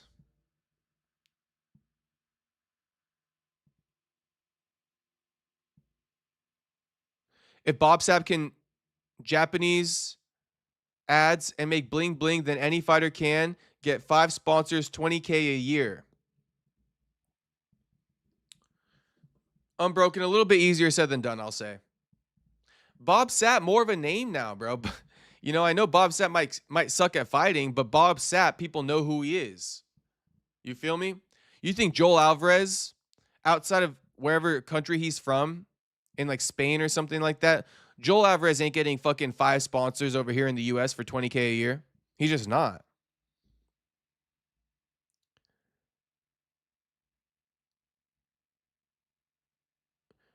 America First, all I want for Christmas is a Five Guys and Old Fairy Donut sponsorship. Like I said, it's in the works. I want to eat a Five Guys burger on stream for you boys and indulge in an Old Fairy pistachio donut.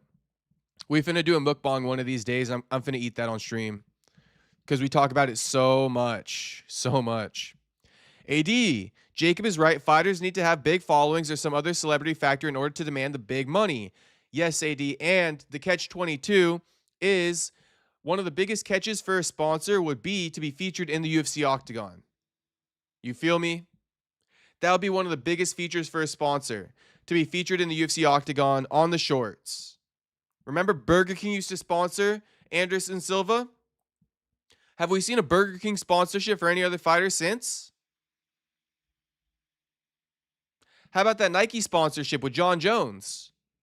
We seeing that these days? Is Ilia sponsored by Nike?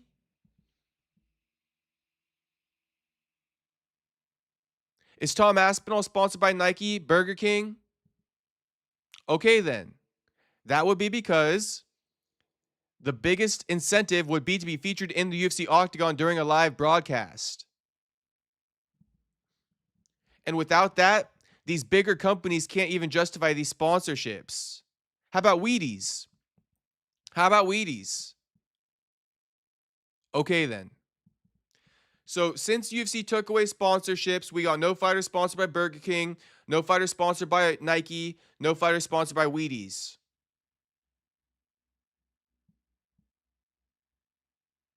Shit, nothing I love more than when my points be just hitting. Just be fucking hitting. I do this shit. I do this shit. I walk them down. Shout out to fucking Tekashi 69. Walk these boys down. You boys should be clipping all this shit because I'm walking everybody down left and right. I'm walking everybody down. I walked Daddy Dana down like several times already. I'm walking these boys down. Cue my DJ, play my theme song.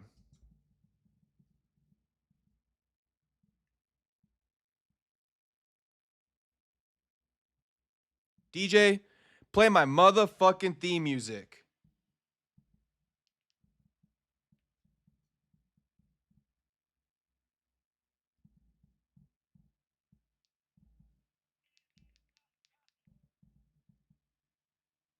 Fuck's going on? I'm playing my theme music. If this is the last thing I do.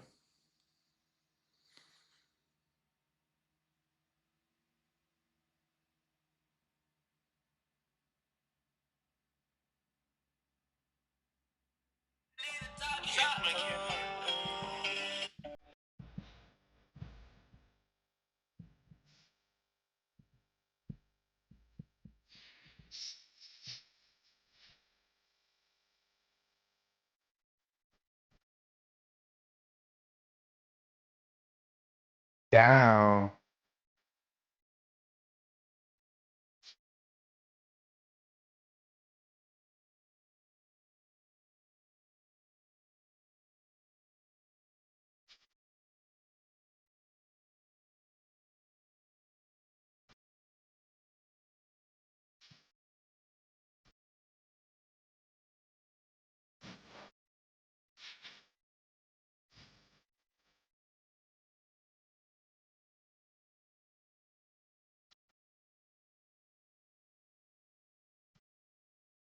Shit, I'm walking them down, boys. I'm walking them down. I'm walking them down, boys. I'm walking them down. You know me. You know me. You know I do this. Shit, no one walks them down better than me. All right? No one walks them down better than me.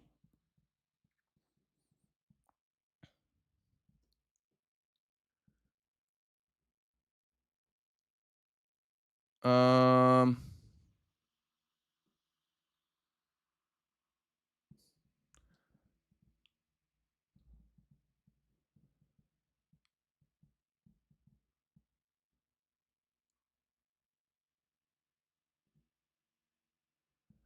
Oh, Unbroken was asking, did you see what happened Australia and in Ireland? Well, there's also a school shooting in a American university yesterday, Unbroken. But then America First said you need to see through the smoke. It's all about taking the guns from the people.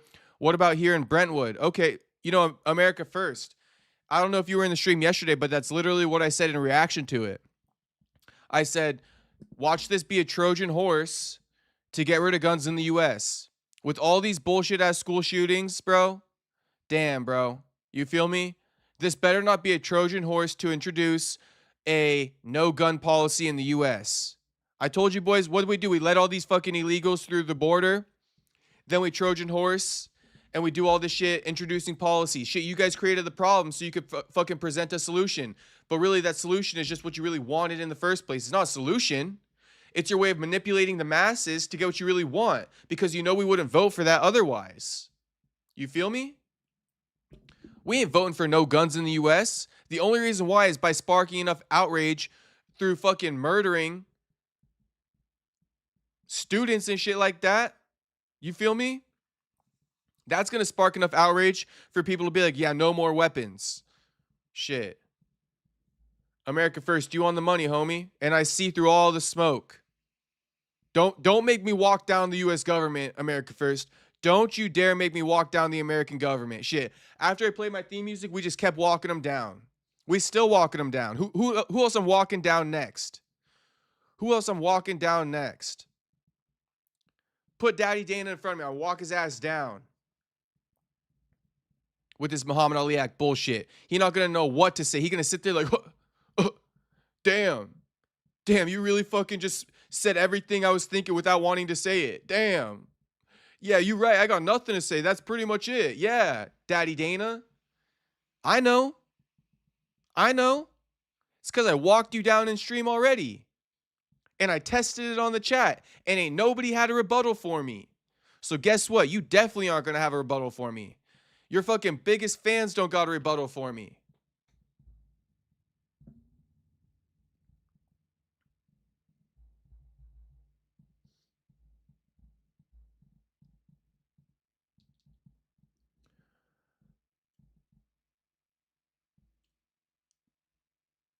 And then let me get caught up on some chats. Yeah, Jacob, I forgot about Masvidal. Super necessary. LOL. Shout out AD kid.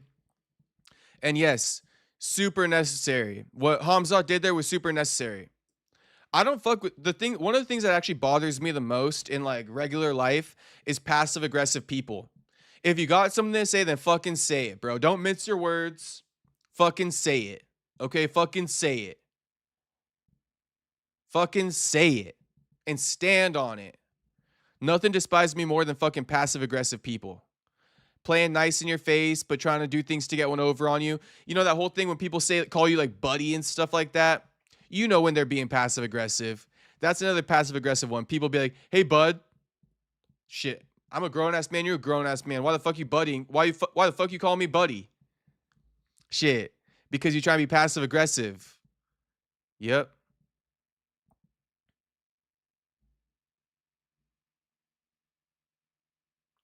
Unbroken responding to me about the sponsorships. He goes, okay, Perry, but they get a sponsorship from your home country. It does not need to be a U.S. company. The foreign fighters have foreign sponsorships from smaller companies in their country.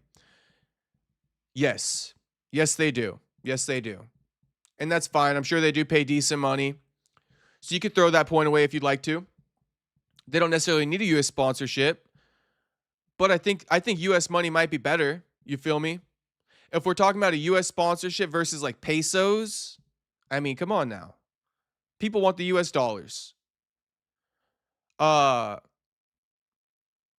again, the big catch Unbroken is that they don't get to be featured in the octagon. That's the big catch there. But I get what you're saying too. Yes, Joel Alvarez can totally get sponsors in Spain. But Unbroken, here's what I'll add, right? We can meet in the middle a little bit because two things can be true at the same time. A lot of foreign fighters get taken care of very well by their country. So I'll take your point a step further and say their home country might support them very well and give them money that they don't even generate through the sponsorship, right? Meaning a sponsor might overpay them because of the representation that they provide for the country. right? Like there's a fighter recently who said that like he moved to a country and the king just pays all of his bills. That could never happen in the US. So I guess I might have been trying to compare it to the US a little bit, meaning US fighters, right? US fighters, they don't really get that big of sponsorships because we all know that the US doesn't really support the US like that, right? We're kind of funny like that.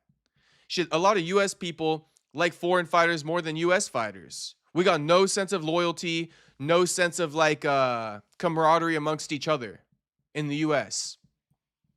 So with that being said, I'll take your point about, you know, foreign fighters, home countries paying them decent sponsorships, but the sad part is in the US that doesn't really happen unless you are a real star.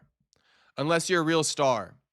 And, you know, keep in mind, like I said, Unbroken, we're talking about these big sponsorships as well. Nike, Burger King, okay, Wheaties. These are the sponsorships we're talking about a little bit here. You know, Reebok, right? I know that they used to sponsor the UFC and shit like that, but I'm talking bigger sponsorships.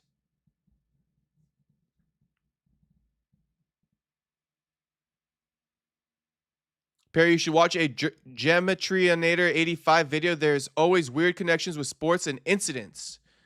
Interesting and broken. I could dabble in that. I could dabble in that. Maybe after stream I could dabble in that. See what you're up to. Manny Moron. Shit, Manny Moron made it in the chat today. Homie was asking what time I'm going live today. He wanted to make sure he was in here, and he's in here. So shout out to Manny. Manny, I started off the stream with a great rant. So just rewind it a little bit once the stream's over. And enjoy, homie. Enjoy that shit. And shit, speaking of my rants, Dylan says, I saw that Eric Nixick roast. Yes, what a good one. What a good rant I had on Eric Nixick. Of course, Manel Kopp had to get the win. Of course, he was cornered by Eric Nixick. But I think we all know, no fighter in history said, I'm going to go train at Extreme Couture to learn from Eric Nixick. Okay, that ain't it. That ain't it. So don't let the shit fool you. Eric Nixick, if anything, he ruins his fighters. And listen, if the fighter is better than Eric Nixick's fighter, there's 0% chance Nixick's fighter's winning because he can't coach like that, right? But shit, congrats to Manel Kopp. Congrats to Eric Nixick, that rat bastard, on the win last night. But my point still stands and it'll always stand. Miata Boy sponsors are good, but a lot of these fighters are doing their one business stuff. Now they will make more money that way. Connor, Justin, Dustin, Max, Patty, Tom. This includes products and YouTube streaming, YouTube/streaming. Yeah, I noticed that too, Miata Boy. I noticed that, you know, well, first off, Connor doesn't have a YouTube channel. Dustin doesn't have a YouTube channel. But I think Justin does, Max does, Patty does, and Tom does. And honestly, I think YouTube channels for fighters aren't even really the end-all be-all, bro. Like, think about the biggest names you've ever heard of in combat sports across boxing and UFC, right? Floyd Mayweather, Manny Pacquiao. Shit, even like today, like Anthony Joshua and stuff like that, right? Think about more. I don't know, David Benavidez, UFC, Conor McGregor, Habib, John Jones. Do any of these guys have YouTube channels? No. So actually, you know, YouTube and stuff like that, I'm not even trying to disagree with Miata Boy. I'm just kind of saying YouTube, you know, it actually might be misleading for fighters. Unless you really do this shit, bro, you might want to spend more time in like investments and stuff like that than YouTube. You know, relying on the ad revenue and relying on the YouTube algorithm, right? Because the YouTube is a straight up business. You know, if you're going to be a McGregor doing it, you got to be hiring editors. You got to be breaking off some of that bread to other people. So, you know, it would be my advice to fighters, if they really want to make money, fuck the sponsors, fuck the YouTube channels and stuff like that. Invest in products. Invest in creating real businesses that'll generate more money for you than YouTube ad revenue. Now, if you're gonna really be in it like a Demetrius Johnson, okay, you're really in that shit, right? But if you're not really gonna dive into YouTube like that, like DJ, you're better off investing your time elsewhere. Like Henry Cejudo, he got a bunch of real estate. And Henry Cejudo doesn't even own his podcast. He might own a portion of it, right? But that's a production team that came to him and Usman and like kind of put that shit in their lap. It's not necessarily Henry Cejudo's YouTube channel. So I think it's even more lucrative for fighters to invest in real estate and businesses, personally. Flip that UFC money. Mgal, Dumas GOAT. Dumas, my fellow Florida boy. Yep. Shout out Pensacola. Shout out Pensacola.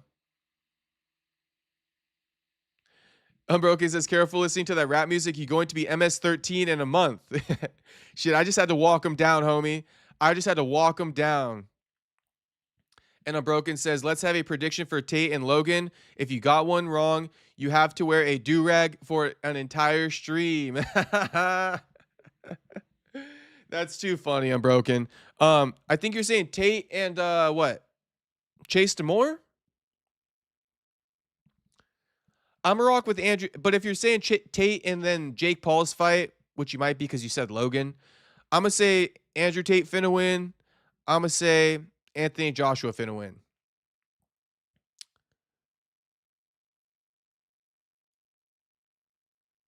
Okay, yeah, Miata Boy, there we go. So exactly my point too. That's why I was just mostly mentioning the YouTube channel. But products and businesses, I think it's a good way to invest your money. I do. Saying that Connor made 300 million plus, Dustin has the hot sauce, Justin has Onyx, best MMA gloves / boxing gloves. Yeah. The reason why I harped on the YouTube channel is because I see a lot of fighters really diving into YouTube. And I'm just trying to say that, like, listen, if you're not really going to be diving in like that, like even for Tom Aspinall, if he's just going to drop that YouTube channel after his career ends, you should have invested your money elsewhere, bro. Because real estate investments and other business investments will supersede past your UFC career. That's why I said if you're a DJ really sold into it, then okay, I'll let you do it. I'll give that to you. But if you're just going to dip out from YouTube the second your career is over and shit like that, you are better off investing your money elsewhere because you want that residual for life. Nazario, did Ilia say he's leaving MMA for boxing or his English is not just that good? He's trying to say he will transition to boxing after MMA. No, Nazario, he literally said word for word, I don't have much time left in MMA. I'm going to move into boxing once I retire from MMA. The reason why is because of money. And ironically, Khabib has a YouTube channel that has 1.4 million subscribers. But does he post on it and shit like that?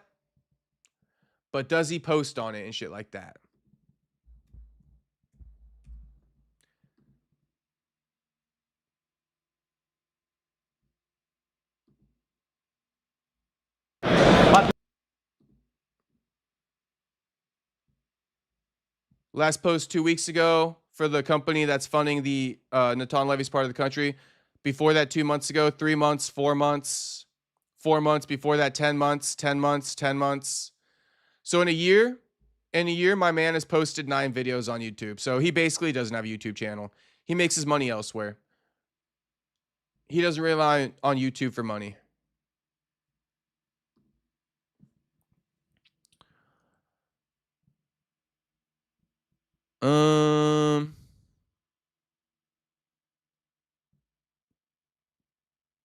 Unbroken telling Dylan to like and subscribe. Dylan, a regular in here, Unbroken. You should know that by now. You should know that one.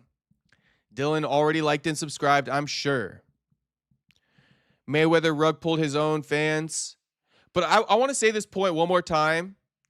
Shout out to Miata Boy, right? If I was wrong about anything I said about the Muhammad Ali Act and how Dana White is ruining the UFC, okay, and he's about to ruin boxing, he's the common denominator in these sports that are going to be fucked over, right? If I was wrong about anything I said, Miata Boy would have had a counter. Because look how much Miata Boy tries to keep me in check. I just want you guys all to know this. Look how much Miata Boy, he be like, I'm talking about all these people without YouTube channels. Oh, no, Khabib got one. Khabib got one. See what I mean? So if I was wrong about anything I said about Dana and the Muhammad Ali Act, my mans would have been said something about it. But instead he said something like, you're only talking about this because we don't got UFC for the next 6 weeks. And that wasn't it at all. That could have been further from the truth. I'm talking about it because Ilia said he's leaving the UFC. We can move on to the next topic soon once I finish up these chats. Nazario, yes, it's true. Ilia's leaving MMA, and he's leaving MMA before his career should really be done because he wants to fucking make that money in boxing. Because as a champion, you don't make the big bucks in the UFC. The Jim Millers have made decent money, but the Ilias, they're throwing money away staying in the UFC. They're stepping over a dollar for a nickel. Okay? Guess who I learned that saying from? Dana White himself. Do we know approximately how much DJ makes on his Twitch streams and YouTube?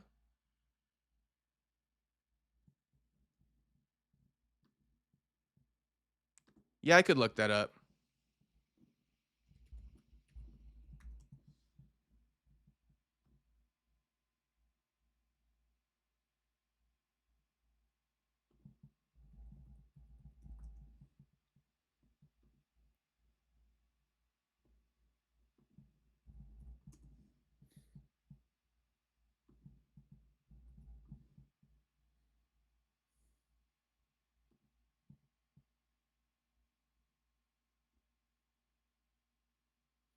It's a big range, Unbroken, but it says DJ is estimated to make 4.2K to 67K per month off YouTube.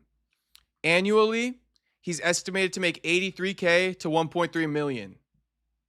It's very broad. It's very broad.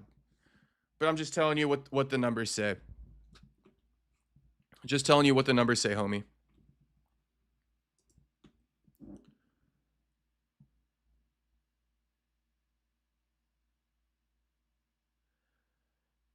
Is it true?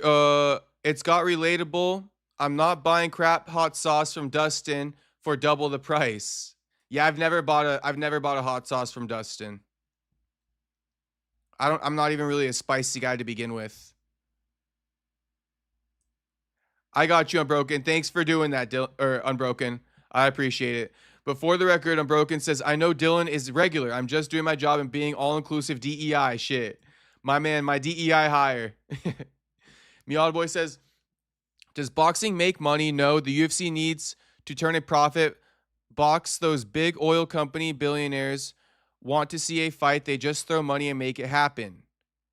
Does boxing make money? No.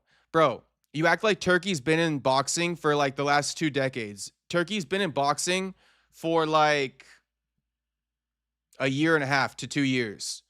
And please spew out, give me your own point, Miata Boy, aside from Dana White's points, because that's what you keep doing. And I'm not gonna, and we're not gonna do that, homie. Like the last time you said, well, the lower ranked fighters get paid more money, right? Because Dana says that. Now you're saying boxing doesn't make money because Dana says that. Dana's capping. Okay, boxing makes plenty of money. They just share a lot more with the fighters. The fighters get the lion's share, not the promoters. And who's the one stepping in the ring? The fighters. And then talking about boxing, saying, well, boxing's not a real business, because let me hear you say that one next, right? Let me hear you spew out another Daddy Dana fucking rhetoric next. Boxing isn't a real business. There's nothing there. There's something there for the UFC. What's been around longer? Boxing or the UFC? Mr. Genius. Okay, what's been around longer? Boxing or the UFC? It's fairly simple to answer. Not only has it been around longer, but the top fighters make more. And what should we pay more attention to? The top fighters making more money, or the bottom tier fighters who don't even push the sport or progress the sport? You feel me? Because that's another thing that gets lost in translation. Oh, but the smaller fighters, they get paid more money. Okay, they don't even progress the sport. They don't even progress the sport. We should be talking about the top of the top athletes getting paid the money. That's what the conversation should be about. The top athletes, how much money do they make? Not be fucking debating what these fucking low skill level fighters make. They don't even progress the sport. Let me keep walking them down. Miata Boy, let me walk you down again, homie. Drop another one. Should I walked down your next fucking response before you even said it. Let me keep walking them down. Does boxing make money? No. What the fuck are you talking about, homie?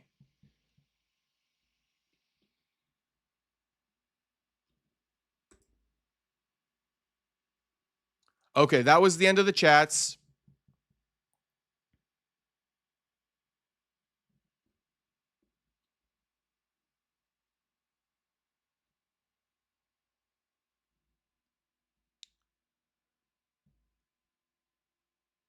Okay, we'll check out Jake Paul's sparring footage with some heavyweights. I'm not sure if we can watch the whole video or what. We need the smaller fighters because the smaller fighters become those big fighters. Miata boy, that's like such a small percentage, homie. That's such a small percentage. Such a small percentage. You're talking about a needle in a haystack. No, Miata boy. The way the sport progresses is by going after champions. Okay? Unfortunately for MMA, we don't got this big, illustrious amateur pedigree that we can go and look at. Okay? What we have to do is we have to pull elite level NCAA wrestlers. We got to pull gold medalists, right? From the Olympics. We got to pull kickboxing world champions. So Miata boy, I'm walking you down again. I'm walking you down again. Clip this shit as I keep walking down my mans. Okay? Talking about we need smaller fighters because the smaller fighters become those big fighters. Israel Adesanya, Alex Pereira. Nah, we grab the people who are champions elsewhere. Who are they investing in right now? Like a Bo Nickel, right? Okay. RDR got signed. Former one champion. Okay? Yeah, sometimes a smaller fighter becomes big, right? But that's like not even close, bro. Not even close to what you're trying to insinuate there. Not even close. Not even fucking close. Conor McGregor. Even Conor McGregor was a two-weight world champion in Cage Warriors before he came to the UFC. That's not a small fighter, okay? Not a small fighter at all. So, I don't know. Give me one small fighter. Give me one small fighter.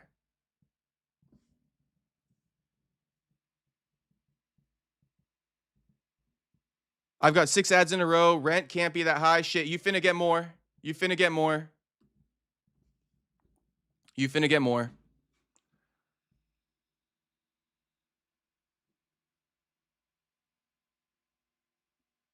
Oh, we got Marab in Hawaii over here, taking out his stitches. Taking out his stitches. Allow me to Easy. allow me to play this video while I go get a drink of water real quick, because I got no fucking water next to me. Ilia was some random, they signed short notice. I mean, call it what you want to call it, bro. Call it what you want to call it, homie. A good small fighter is Morgan Charrier, who just got flatlined by Malik Wazella Costa. Is he going to become a champion? And probably the best one you guys could give is like a Joshua Van. The best one you guys can give is a Joshua Van.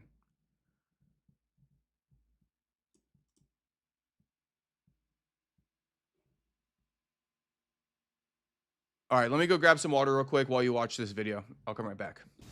Let's take out these some stitches. But again, from like, it's not even a debate. Like, what the things Miata Boy says, they're not even worth debating. I just want everybody to know that right now. Like I was saying, bro, you're talking about like 1 out of 100, like 1 out of 200. Like, okay, 1 out of every 200 fighters are going to become big. That's not how you grow the sport. That's definitely not how you grow the sport. You grow the sport by signing elite level athletes with elite level skills. Not trying to fucking like just pull everything in and just hope from numbers. Just hope from numbers. From sheer what Miata Boy's saying. Let me give you guys an example of what Miata Boy's saying. If you boys were on Tinder at one point in time, or if any of you boys are on some dating apps, you know what I'm saying. Miata Boy says to grow the sport, right? All you gotta do is just keep swiping left. Keep swiping left on Tinder. That's how Miata Boy thinks we should grow the sport. Keep swiping left on Tinder. Keep swiping left. It's not how you grow the sport, homie. Yeah, sure. You're going to match with a baddie. You're going to match with a baddie if you keep swiping left. But for every fucking baddie you match with, you probably matched with like 150 non-baddies. So let me keep walking my mans down. I know everybody's loving me. Keep walking my mans down. Keep them coming. Keep them coming. Keep them coming.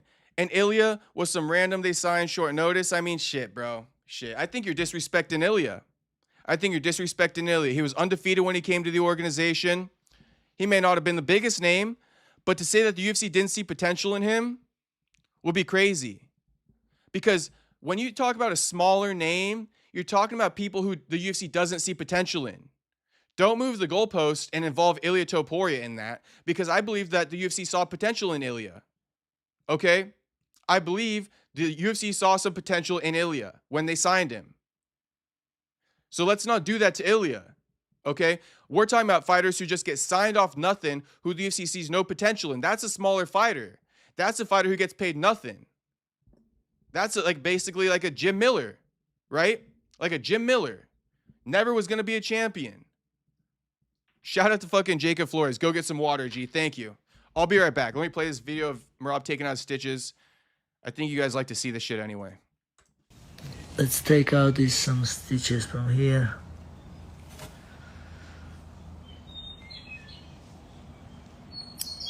Boom, easy.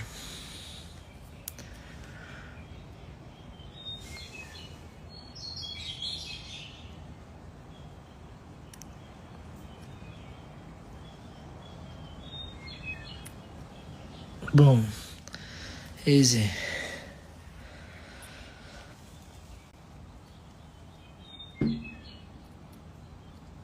And listen. Oh, wait. Let's finish this. Boom, easy.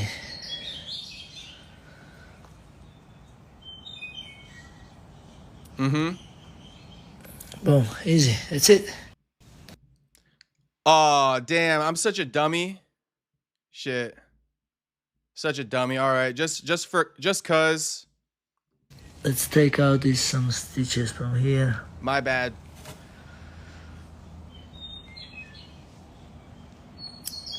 Boom, easy.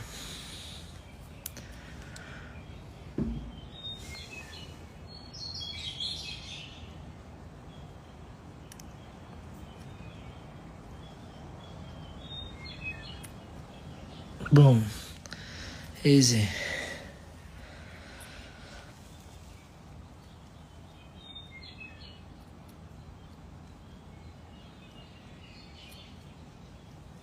Boom, easy.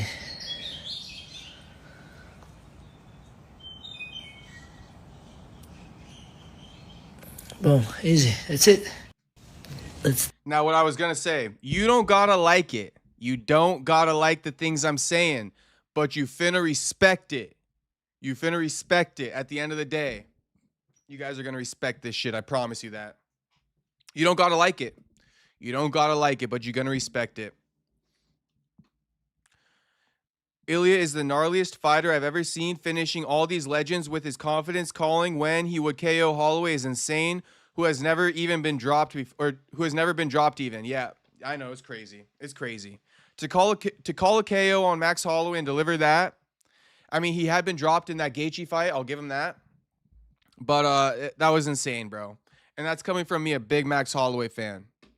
A massive Max Holloway fan. Shit, Max Holloway's biggest fan. Buck was a short notice sign on. These small fighters play big roles. Yeah, not all of them become champs, but you need some of them to push the good ones to the rankings. So we're going to throw Buck in the mix. Great that you threw Buck in the mix. Now, here's my belief, Miata boy. The fighters who get signed off the regional scene, okay, they're not as small as you think, okay? I think that the small fighters who get signed, the ones you're referring to, are basically everybody off Dana White's Contender Series. Essentially, everybody off Dana White's Contender Series. But I think it's actually a feather in a fighter's cap to be signed off the regional scene these days, when Contender Series has been active.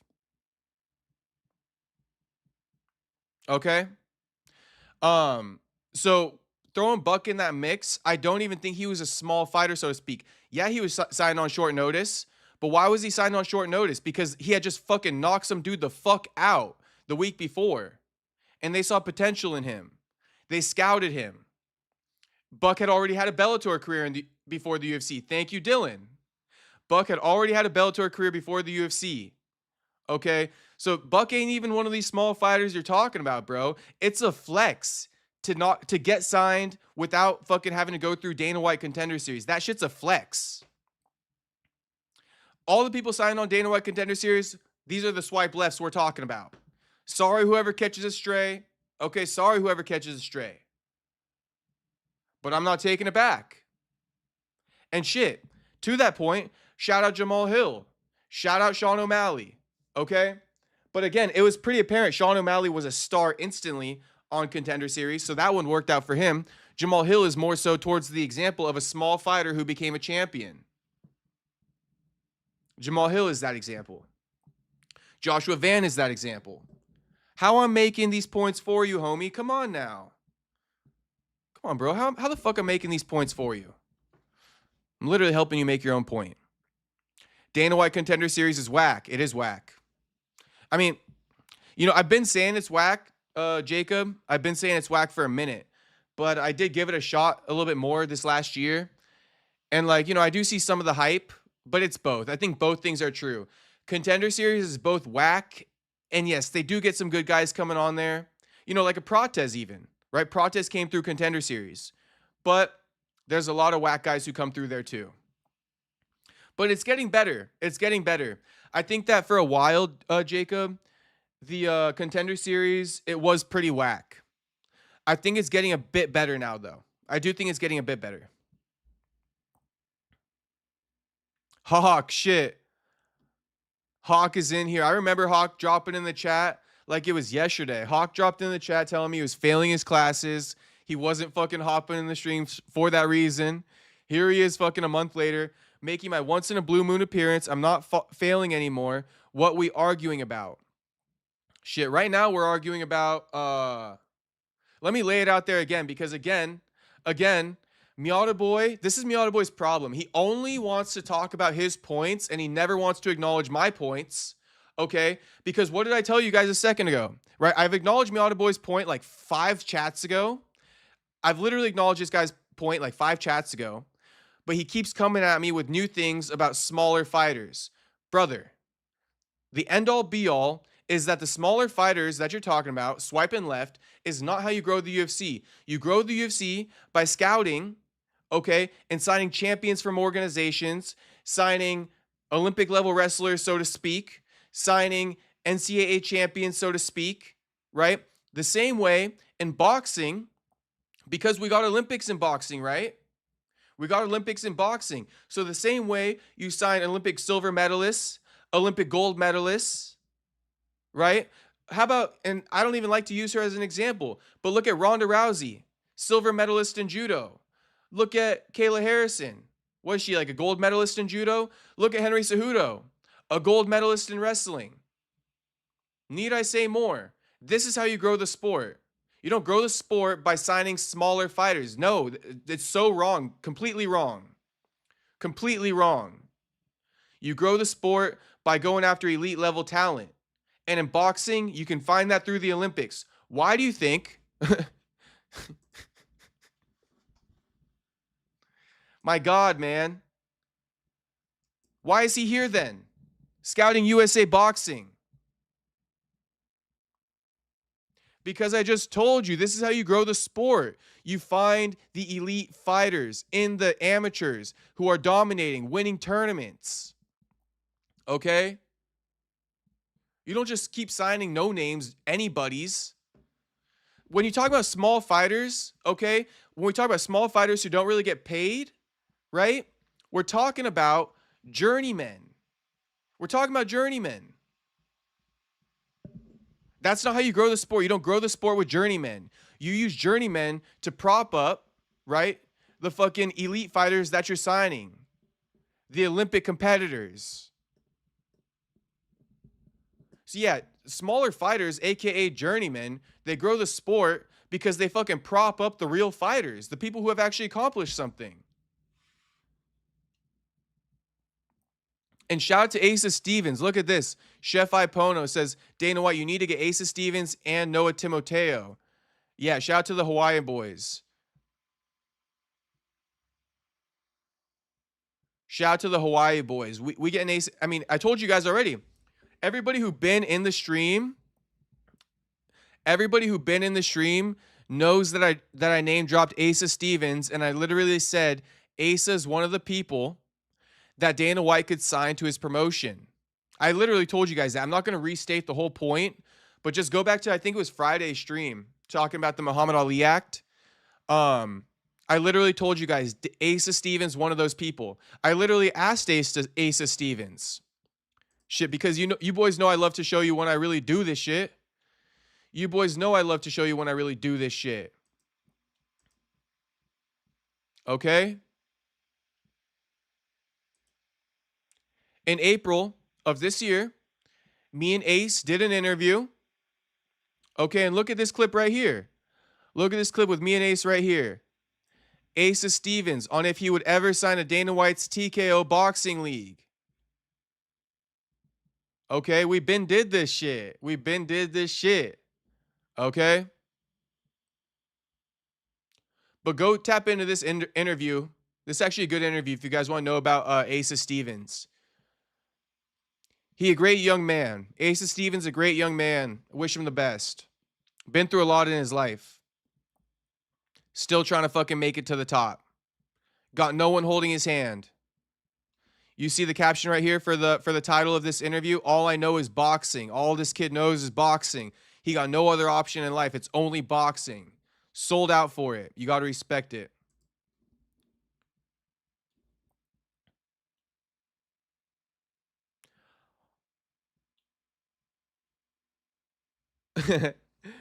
Flores says, oh wait, we got quite a bit of comments in here now. Lord of the Pie said, Contender Series is better than regional MMA though. Now would be a perfect time for a Contender Series while UFC is on hiatus. There's a debate for that right now, Lord of the Pies. That's why I said Contender Series been getting better. But if we're talking about like 2024 and 2023 Contender Series, we got to admit that shit was lacking a little bit. We got to admit that. 2023, 2024 Contender Series was kind of lacking. But there is a little bit of a tide change, if I could admit that. There's a little bit of a tide change with Contender Series in the regional scene. But in the 2020s and stuff like that, 2021, it was different. Getting signed off regional scene, I still think it's a good thing. You know why? Because it's harder to get noticed. It's harder to get noticed on the regional scene. If you get noticed and signed off the regional scene, you really had to do something. You feel me? It's so much easier to get noticed off Contender Series. They don't got that many fighters to compete on there for the season anyways, right? So they're low-key a little bit desperate. I mean, shit, we had this kid on there. You guys making me give this kid a fucking bad name. What's his name? Give me a second. All right, it's going to take me a second to pull it up, but I got it. Anthony. See, because for every Carlos Prates that competes on Contender Series... Oh, why did I do that?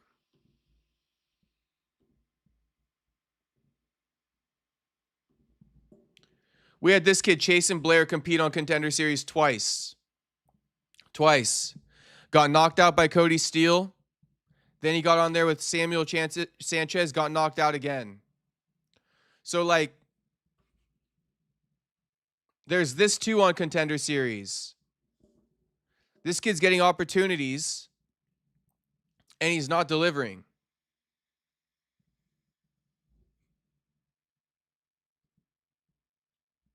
Now, he does get finishes on the regional scene, but even these finishes on the regional scene weren't enough for them just to sign him off that. They wanted to test him on Contender, and he failed on Contender.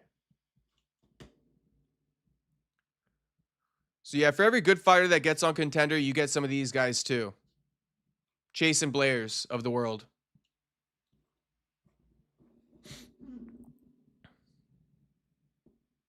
Remember when Tough signed quality fighters?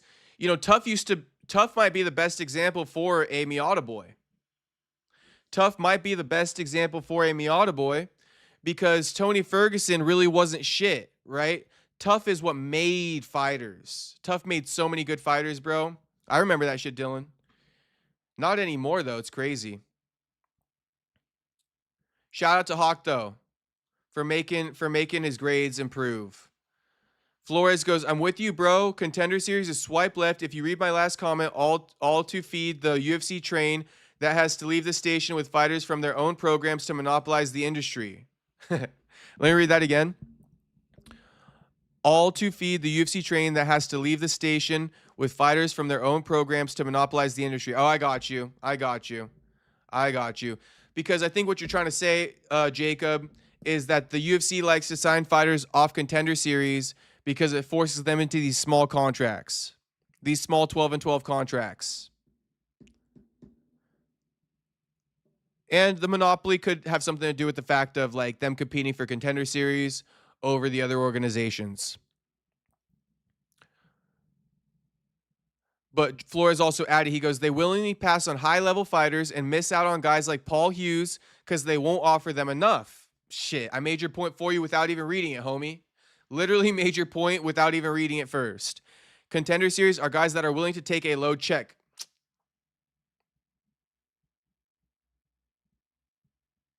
Moment of silence just because of that.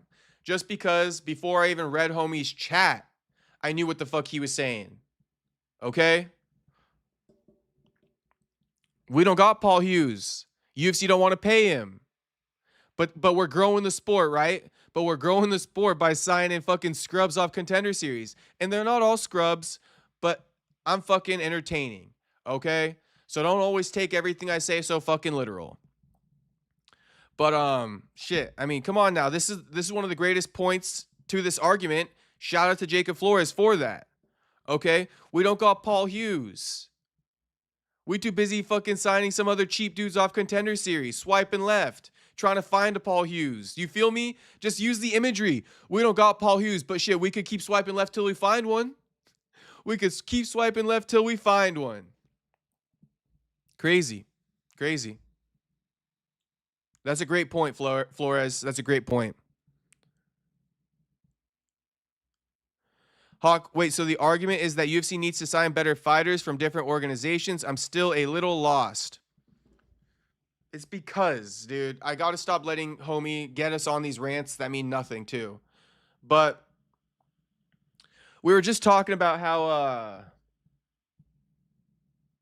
what were we exactly talking about? This is such a, like a long-winded conversation we've been having. But, oh, this is what we were talking about. We were talking about how the smaller fighters, it's crazy how this is where it all originated from. But this all originates because we're discussing how the UFC pay model benefits smaller fighters, right? And then we're saying how the boxing pay model benefits champions. And then I went on to say this is why the UFC's champions are leaving to go to boxing. You feel me? And this is where Miata Boy came in, and he was like, well, the smaller fighters is what grow the sport. And then I started arguing back, and I was like, no, the smaller fighters are not even what grows the sport, bro. That's not how you invest in champions. I mean, look at Ryan Garcia, okay? Ryan Garcia, who's a star now, he was like a 16-time national champion in the amateurs. That's how you grow the sport. You go sign a 16-time national champion. You go sign an Olympic silver medalist like Richard Torres Jr. You go sign an Olympic silver medalist like Shakur Stevenson, like Teofimo Lopez, like Floyd Mayweather. That's how you grow the sport. You go scout and you find the best talent. You don't swipe left fucking like you're on Tinder. You don't swipe left like you're on fucking Tinder. You scout out the best talent. You go sign their ass. Speaking of, talking about how Chase and Blair got his opportunities. Whoever knows Anthony Orozco, if you're a San Diego boy, let him know I'm showing him love. I mean, I already keep in touch with Orozco whenever he fights. I be in the DMs with him, showing him support. Because listen, this guy, look how much this guy competed, okay? In IMMAF, which is like the closest thing we got to amateur MMA. International MMA Federation, okay? Competing against the world in the amateurs, okay? Not once, but twice he competed here. All right? Not once, but twice in 2022 and in 2023. And then he went pro. And look how this is translated. Okay? He won the tournament in IMMAF. He won a tournament there. This is somebody you scout out and you sign. This ain't no swipe left, motherfucker. Okay? This is a scout. This is how you grow the sport. Okay? You don't swipe left constantly. This is how you grow the sport right here. And my points must be hitting because we don't see Miata Boy right now. And we all know by now, if I was wrong, homie would just be on my bumper, letting me know.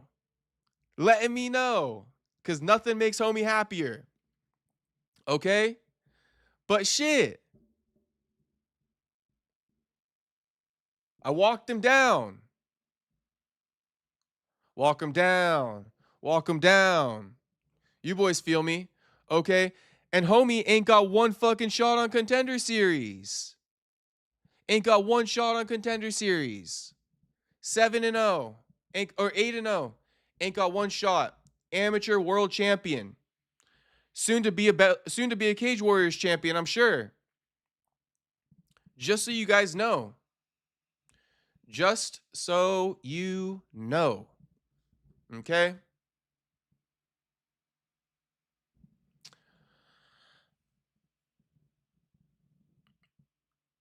And then Lord of the Pie says UFC cut ties with by the way, Hawk, I hope you understand now how we like weaved into this conversation. But you know, at the end of the day, I love Miata Boy, and this is part of the dynamic, so hopefully he not taking this shit too personal. But this is definitely, you know, this is part of our dynamic. This is part of the stream. Miata Boy is a character on the streams. So, you know, whether he likes what's going on or not right now, hopefully he realizes he's a character and he contributes to the streams for sure. Now, he might have to get walked down once or twice and stop being so stubborn and start listening to me a little bit more. But shit, that's the dynamic, and it's a good dynamic. I think everybody's enjoying it, actually. Because look at us all talking about this dynamic, not this dynamic, but this topic right now that was brought up by Miata Boy. So much love to my boy. Okay? But shit, this is what I'm here for. I'm here to walk them down. I'll just be spewing out bullshit. You feel me? So shit, if you disagree with me, you're most likely getting walked down. You're most likely getting walked down if you disagree with me.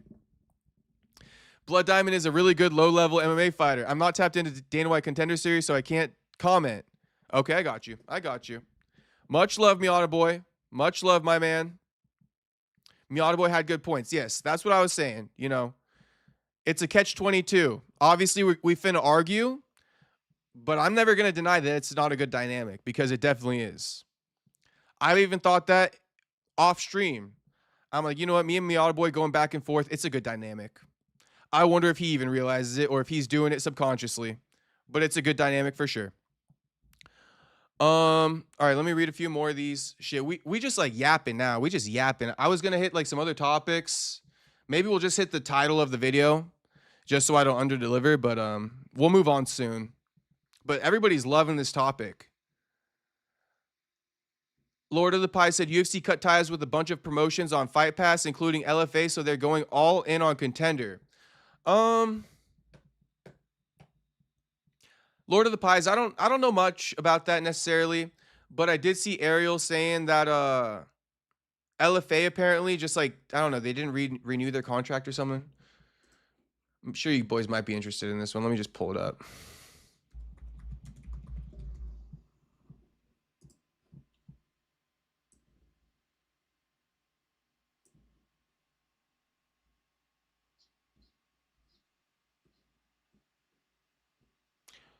Never mind. Ariel posts like 100 things a day. I don't have the energy to scroll through it right now. Okay. Oh, Vallejos rejected from Contender Series, came back, and then got a contract. That's crazy. That's crazy. Shout out to Vallejos, Lord of the Pies.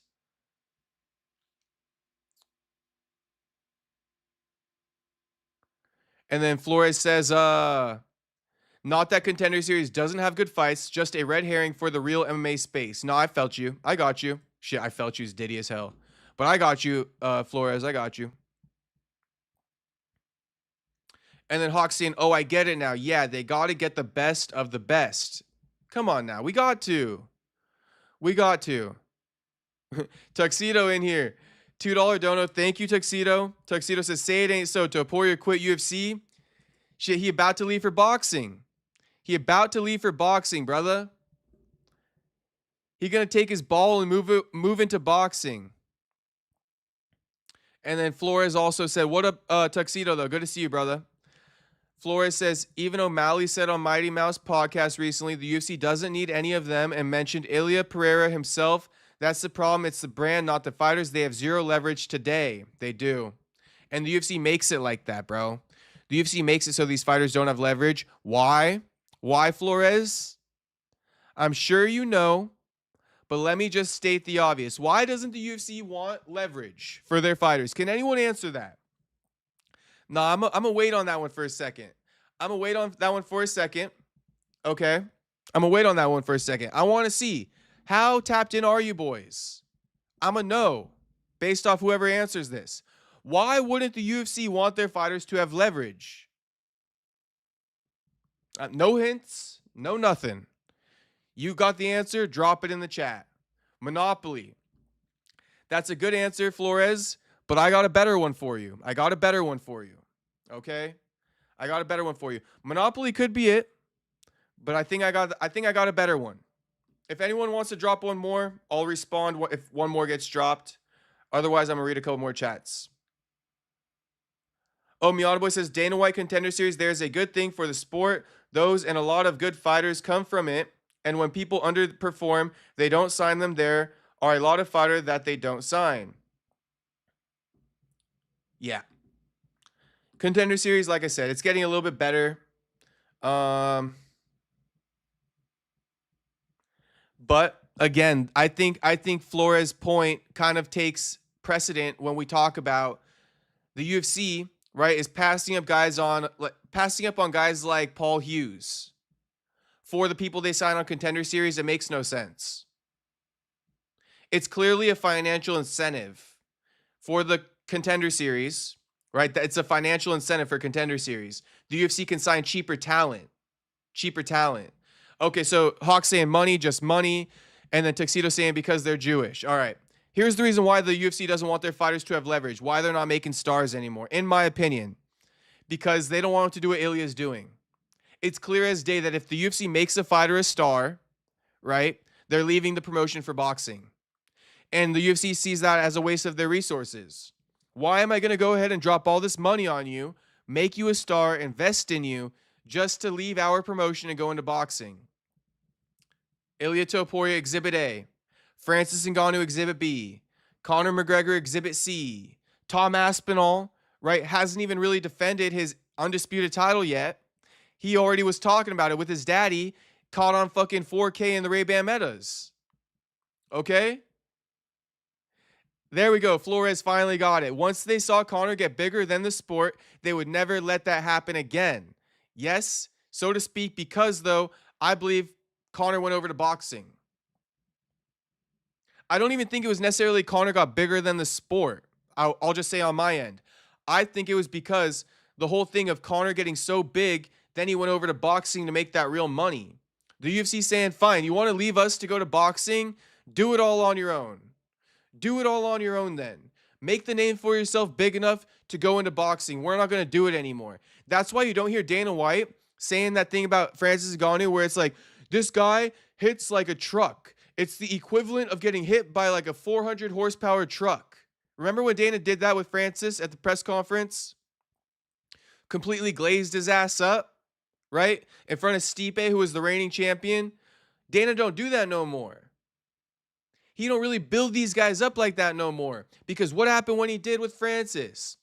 Francis ran out of his contract and dipped.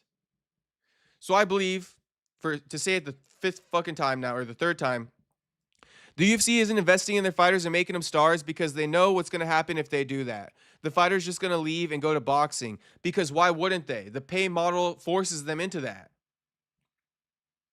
The pay model forces them into that. So, that's pretty much that whole topic right there. But Flores said the biggest names in the UFC are Dana White and Joe Rogan, not fighters. Yep, and the UFC. The 3-letter fucking word is the UFC too, or the acronym. Lord of the Pies, they don't want the fighters to have leverage so they can easily exploit them and keep them in unfair contracts. There we go, Lord of the Pies. That's basically what I'm saying. They want to keep them in their UFC contract. They don't want them to see the look over the hill and go into boxing. And any time a fighter becomes a big name, best believe that's where they're going to be looking. Best believe that's where they're going to be looking. Into boxing. If you're a businessman, why would you want to make less money and have less control?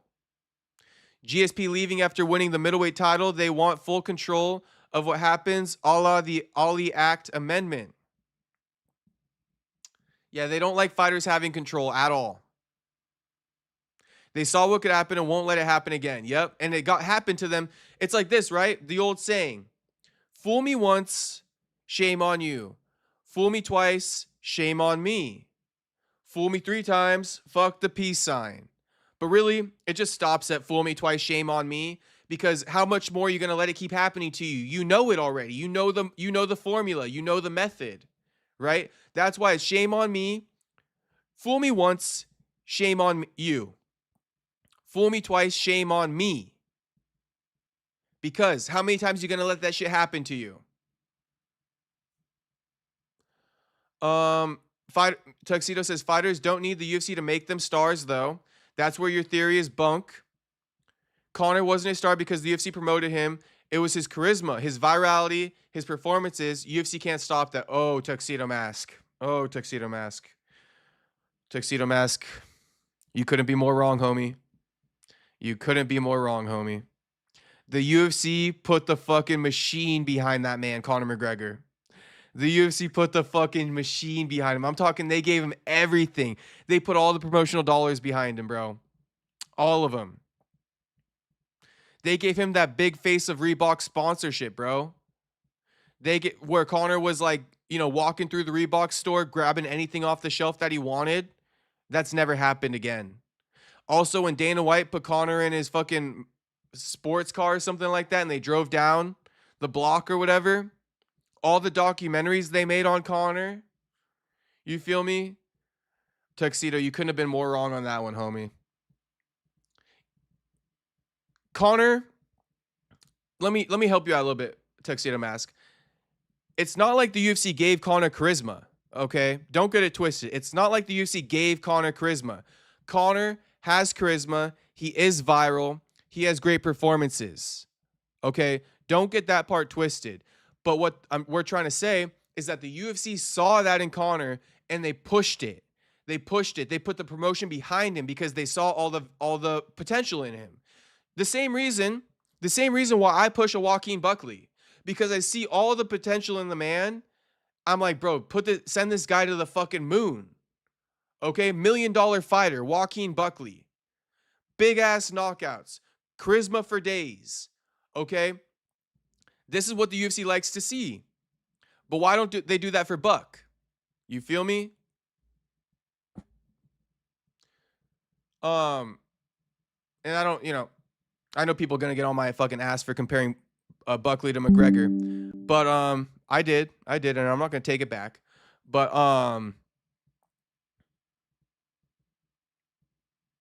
the UFC made Conor a star, but they saw that he had the boxes checked to become a star, and they just needed to push him. If that makes sense, okay? Because the UFC couldn't do the same thing with anybody, right? The UFC couldn't make Sean Brady a star if they tried their best. The UFC could not make Sean Brady a star if they tried their best. So yes, it just wasn't all it wasn't all the UFC making Conor a star. But you get what I'm saying now, hopefully. I be saying my points in like 3 different ways. So I got to stop eventually. But Levi Rodriguez won on Contender Series first round TKO, 6-0.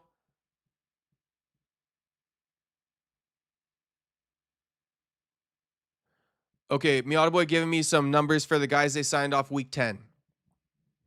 And you know, like I said as well, I'm actually not critiquing, 2025. 2025 season, I was going into 2025 being like, man, these guys ain't shit. Contender Series ain't shit.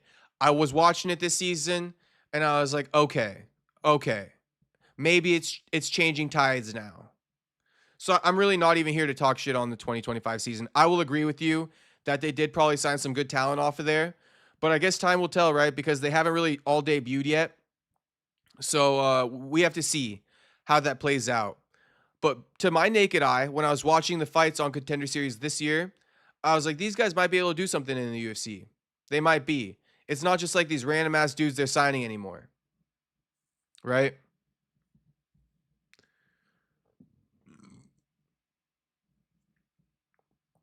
And I don't mean to be shady.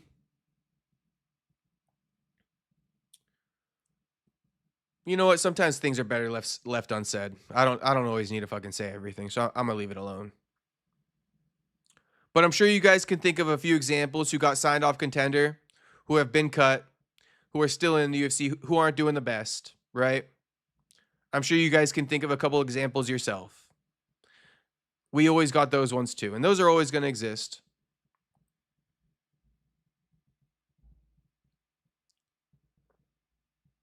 And then Flores says, no, without UFC, Conor would be nothing. Once Conor got the cosign, it was off. Conor, Conor don't need the UFC no more because he got that cosign. But trust me, that cosign really helped him out. Damn, I got a $9 dono from someone. Jay Flo, oh shit. Thank you, Flores. Big love, homie. Thank you, Flores. I appreciate it, homie. Much love, homie. Much love. And for the record, Flores, I figure I'll tell you this. You in the stream supporting a high school homie, shit. That means a lot, homie. So I appreciate you being in the stream. Because I'm sure there's a lot of high school homies out there who be like looking at this shit and clicking right out of it. So you not on any hate and shit. And I appreciate it, homie. I appreciate it. Thanks again for the $10 dono, homie.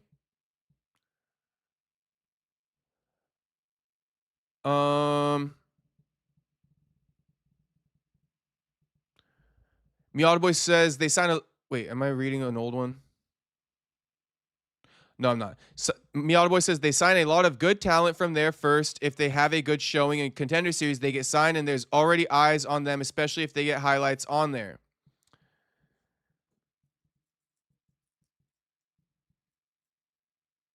No, yeah, I mean, yeah. But, again, while what you're saying may be true, Miata Boy, what Flores also said is true. Or for people in the chat, J Flo, okay? What J Flo also said is true, right? It's a way for them to get cheap talent. Now, the fighter may be good, right? The fighter may be good, but they're signing him for cheap, right? And what does that mean? It means the UFC is actually overlooking better talent on these regional scenes. Why? Because they're demanding more money. So there's this whole catch-22 with the Contender Series that's actually being unsaid. And shout out to Flo for saying the quiet part out loud. The Contender Series is also passing up what you're not seeing on the Contender Series. Or how about this one? How about the kickboxer who was competing against Alex Pereira? Don't even know his name anymore. But the kickboxer who was competing against Alex Pereira, he fought on Contender Series. He signed, right? He got a contract. And when he saw the offer they were giving him, he said, no, thank you. I'm going to take my ball and go home. Okay? So just let that be an example as well. Two things are true. Okay? And yes, you're not seeing certain elite competition come through Contender Series because the UFC knows that they're going to be asking for more money. And even so, the UFC tried to sneak one past whoever that dude is who used to fight Pereira in kickboxing. They tried to get him on through the Contender Series and then get that contract to get signed, that 12-12 contract. They tried to sneak that shit past him. Okay? It didn't work. So, and who knows what Bo Nickel got signed to, but I would like to think Bo Nickel didn't get signed to 12-12. I would at least hope not.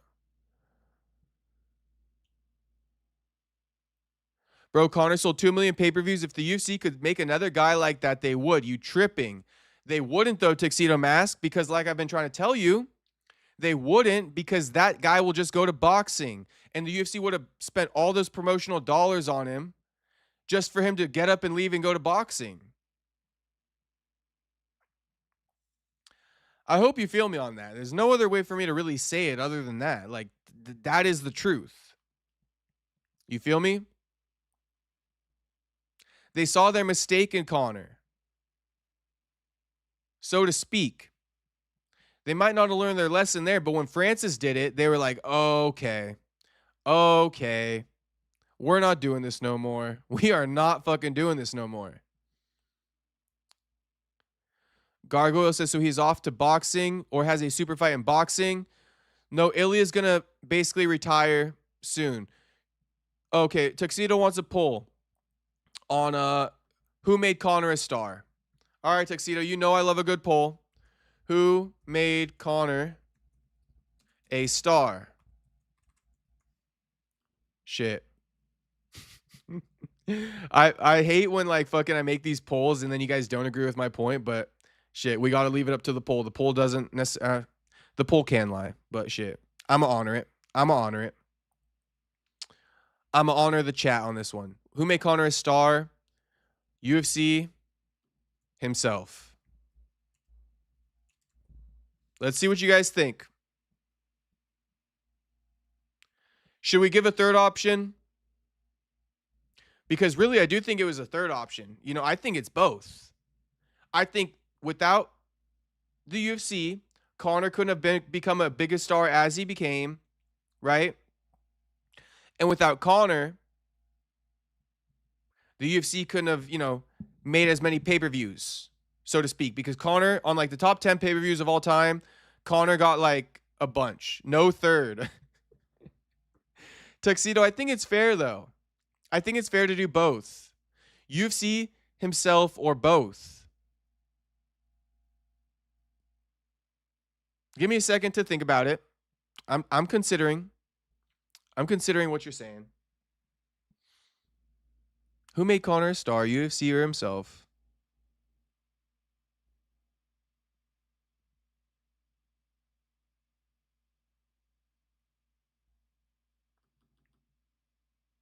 Fuck it. For the sake of everything, I'll do it how you want it. I'll do it how you want it. You asked for the poll. I'll give it to you how you want it, Tuxedo. Don't forget that. I'm a man of the people.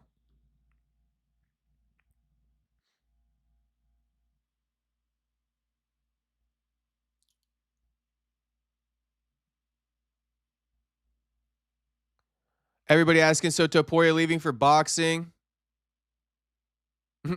Buckley's so fucking good, just sucks. One of his knockouts was AI Wonder Boy. I know, but that was a good ass knockout, Hawk. That was a good ass knockout. Hey, shout out to all you guys giving Buck the love right here. Dylan says Buck can carry the UFC on his back if given the opportunity. I'm glad you guys see it too. I thought you guys were going to be on my ass for that one. But looks like you boys see it too. I wasn't lying. I didn't take that shit back. You feel me? But yeah, not facts.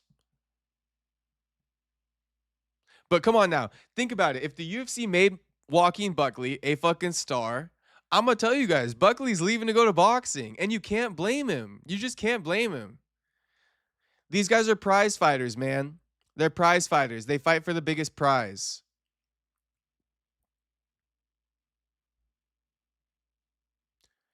And everybody asking, Gargoyle and somebody else asking, so he's off to boxing. No, Ilia's just saying he doesn't have that much time left in MMA because he wants to go over to boxing. And the reason why he wants to go to boxing is because that's where you make real money, right? That's where he can make 10 to 20 million. He can't make 10 to 20 million in UFC in one fight. And he said he's leaving in the near future. Flores says, but without UFC, Conor never sells that many. No one would pay attention if he was in another league. There we go, Flores. There we go. Let that happen in Bellator, right? Let Conor get signed to Bellator, because Bellator did a couple pay-per-views in their day, if I'm not mistaken. Let Conor go to Bellator. Let Bellator sell a pay-per-view with Conor and see the difference. You know, there's an expression, the UFC's cameras, right? The UFC's cameras, it does captivate an audience. And if you pop out on those UFC cameras, it does something for you as the fighter. You know, them UFC cameras, shit, that shit's worth its weight in gold. Getting your face on them UFC cameras worth its weight in gold. Don't forget I said that expression about the UFC cameras, okay? Because they're just cameras, right? What's the difference between the UFC cameras and the Bellator cameras? Shit, the UFC camera's worth its weight in gold. A camera is not just a camera. The UFC cameras are special. You boys should understand what I'm saying. And Flores says, don't get me wrong, I don't fuck with what they're doing. No, I understand what you're saying completely. You know, that's why I wanted that third option to say both, because I think without Conor, the UFC couldn't have grown as much as they did during that time. And without the UFC, Conor definitely couldn't have grown as much as he did during that time. But Tuxedo wanted me to be cut and dry, even though the world ain't black and white. He wanted me to give a black and white fucking poll, so I did it, because I'm a man of the people. And I'm a man of Tuxedo. But I personally, if you want my answer, I think it's both, bro. It was a perfect mesh. Perfect mesh. And let's not forget the matchups they gave Conor. I mean, who was that old ass dude?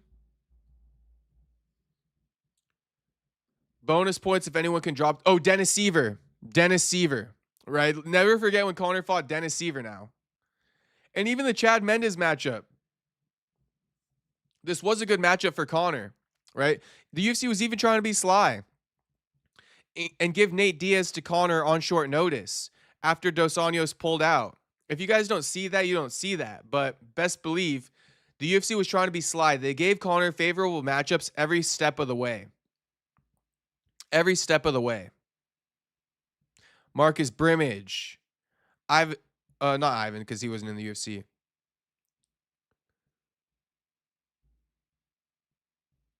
I won't say Poirier or Brandao or Holloway. I'll say he earned those ones. But after he proved himself here, boom, Dennis Seaver, short wrestler Chad Mendes, again when Jose Aldo pulled out, right? So the UFC took care of Conor on multiple levels, you know, with some of the matchups, with obviously promoting him. Conor took care of business with winning, right? Even though Mendes was somewhat of a favorable matchup, he still had to go in there and get the win. Okay? So I don't want to take too much away from him. But hopefully you guys can, you know, pick up what I'm putting down here.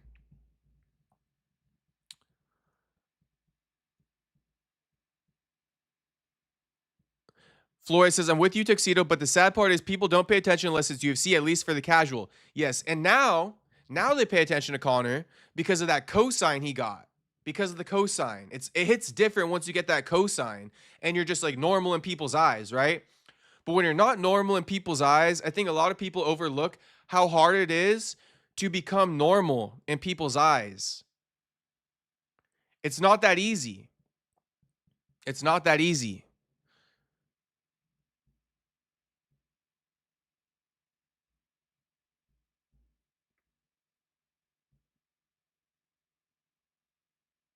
Tuxedo, Nate Diaz and Khabib became stars just from fighting Conor. Tuxedo, don't do Nate Diaz like that, homie.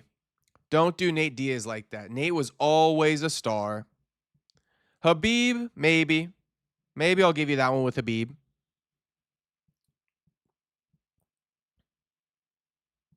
But again, in my opinion, it has to do with the promotional effort between the UFC and Conor to grow Conor's name. Then when Khabib fought Conor, he got the rub. But that's why I keep saying I think it was both, man. But shit, Tuxedo, you losing the poll, homie. You losing the poll right now. Keep voting up the poll, boys. Tuxedo saying you guys are all wrong. Sorry to inform you. Shout out my mans. Flores says, I get you, but what you're missing is none of these guys are relevant without the UFC brand. It's wrong, but they monopolize the industry. If they did that in PFL, no one would care. It's true, though. It's true, man. We don't give a fuck about the PFL. I know the hardcores out there do, but it's not just run by the hardcores. The casuals are what who do you think fucking gave Conor the biggest pay-per-views of all time? Hardcores or casuals? Casuals, bro. This is what I've been trying to explain to you guys. Casuals. Hardcores are always going to watch a fucking PFL fight because we're all degenerates. Right? We're all degenerate fucking avid MMA watchers. But the casuals are what give you those $1 million pay-per-view buys. And, you know, casuals, they don't be watching PFL. They don't be watching Bellator.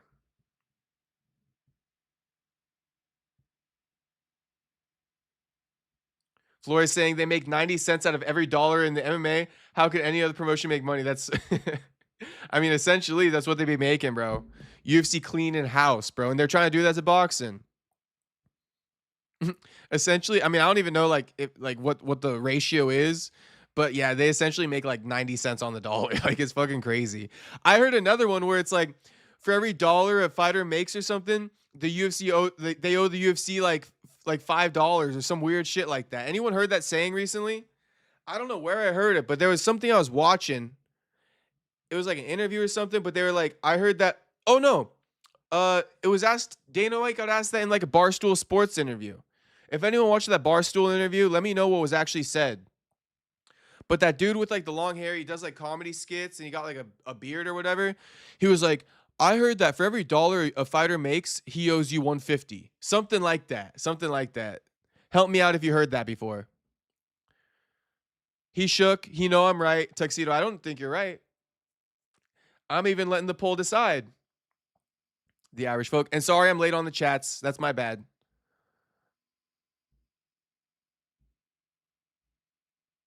%29% of chat is not retarded. Too good.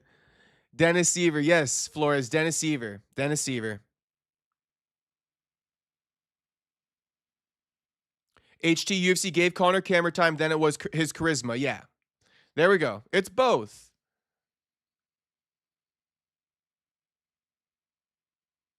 Flores says, bro, you've been missing my fire points. It's all good. There's a bunch of chats to keep up with. I know. I'm trying to read them all. I'm like behind on the chats too, so I'm trying to get caught up. UFC is the brand by design, fighters no matter what. Miata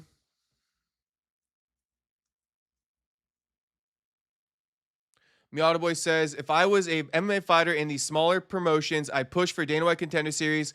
The thought I could go out there and KO someone, get a highlight / fans from it, and it's super good, even a tool to ask for more money.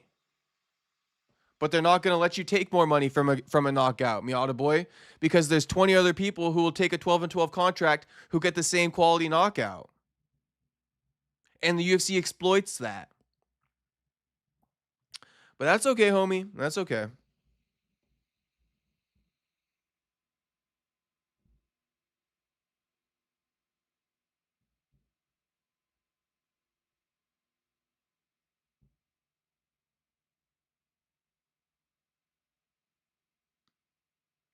But yeah, Miata Boy, you low-key kind of making up things, you know, saying like it's a tool to ask for more money. Like nobody really agrees with that.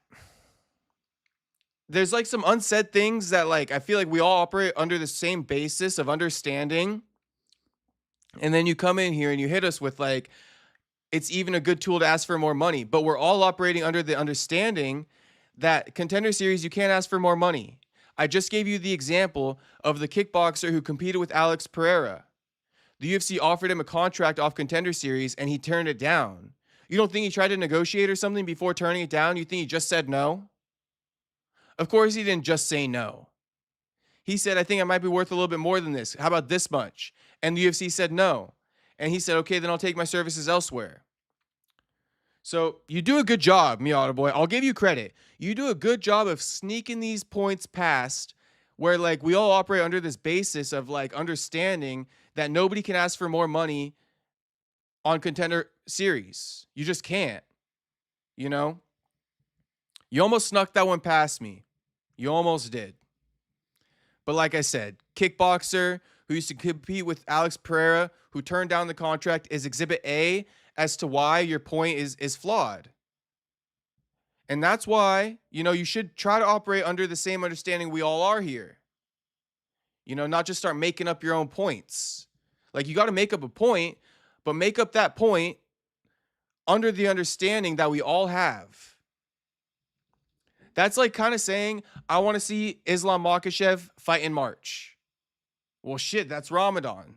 Like, I thought we're all operating under the same basis of understanding that Makhachev is going to be fasting during Ramadan and he's inactive. You feel me?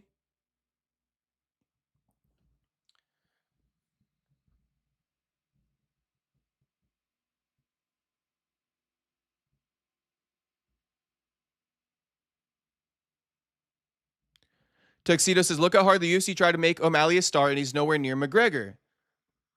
I can only keep saying it, but it's because, Tuxedo, it was a combination. It was a mesh. UFC cameras. Conor has charisma. I'm not taking that away from him. I'm not saying he doesn't have it. And that worked. Here's the difference, right, Tuxedo? The UFC pushed O'Malley. And we all know by now, this is another basis of understanding. We should all operate under this basis of understanding, okay? O'Malley doesn't have the charisma. How many times have we heard him fucking put a sock in his mouth at a UFC press conference? He doesn't know how to talk trash. Sean O'Malley barely knows how to talk trash, okay? There's a difference. Conor does. So the UFC did try with O'Malley. Boom. But then O'Malley, he don't got it. He don't got those boxes checked like McGregor does. Also, you know, O'Malley didn't accomplish as much outside the UFC as Conor did before getting signed. So Conor was more talented than O'Malley when he got signed. And that helped. That's to give Conor credit. I'm giving Conor credit there. And I'm explaining to you why Sean O'Malley isn't as big of a star, even though the UFC put cameras on him. But for a long time, until O'Malley lost, the UFC was pushing him. He was kind of given that illusion that he was a star. But again, to Tuxedo's point, we all heard Aljamain Sterling saying, listen, the reason why I rushed back to fight O'Malley in Boston is because I thought I was going to get a big check off pay-per-view points. When the pay-per-view points came through, I realized it's all fake. O'Malley ain't a star. So, you know, I'm just making points here. I'm not even trying to defend my points anymore. I'm just making points for you guys at this point. And the poll's going to decide it, so I don't even really need to debate it too much.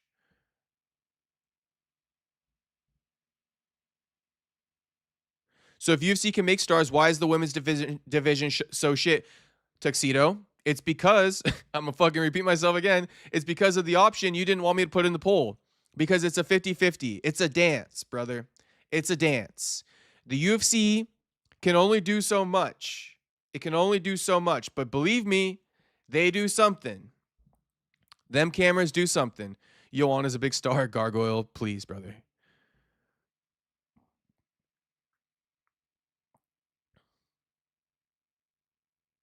Okay, Miata Boy saying Bo Nickel was paid 12-12 for his first two fights, then moved to 24-24. I remember him talking about this. I could be wrong, but I think I'm 99% right.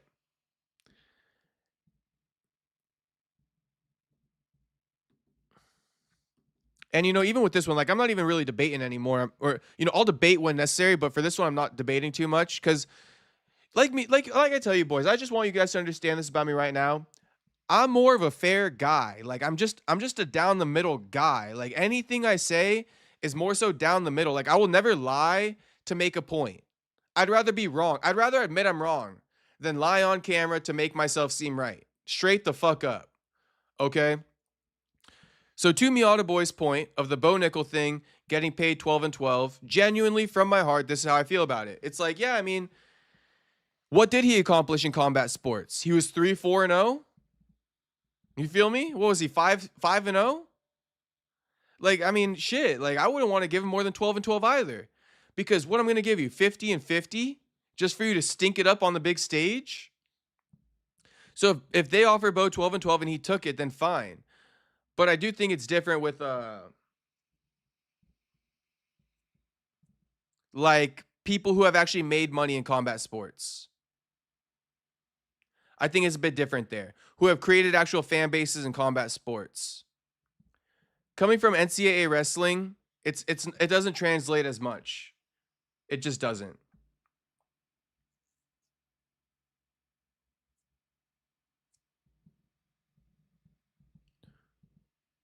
Because I'm not even sure like wrestling fans like to necessarily watch UFC. It might sound crazy to you, but wrestling isn't watching a fight.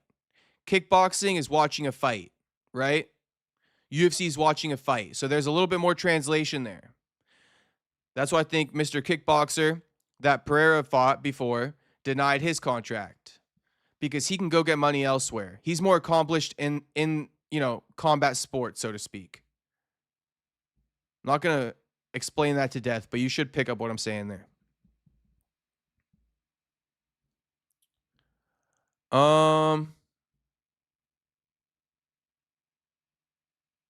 Flo calling Tuxedo closed-minded. Tuxedo's definitely dying on his hill. Tuxedo definitely dying on his hill. OMG, he fought wrestlers. He fought Chad Mendes for an interim belt. Let me ask you a question. Did the NBA make Michael Jordan a star? Tuxedo, that was before my time, brother. And I'm not really a basketball guy. You got to talk to me in MMA terms, homie. Help me out, Tuxedo. I'm not a basketball guy. I don't know that shit. But I don't know. Michael Jordan had shoes and shit like that. Like, I don't know. Genuinely, I don't know. I'm admitting it.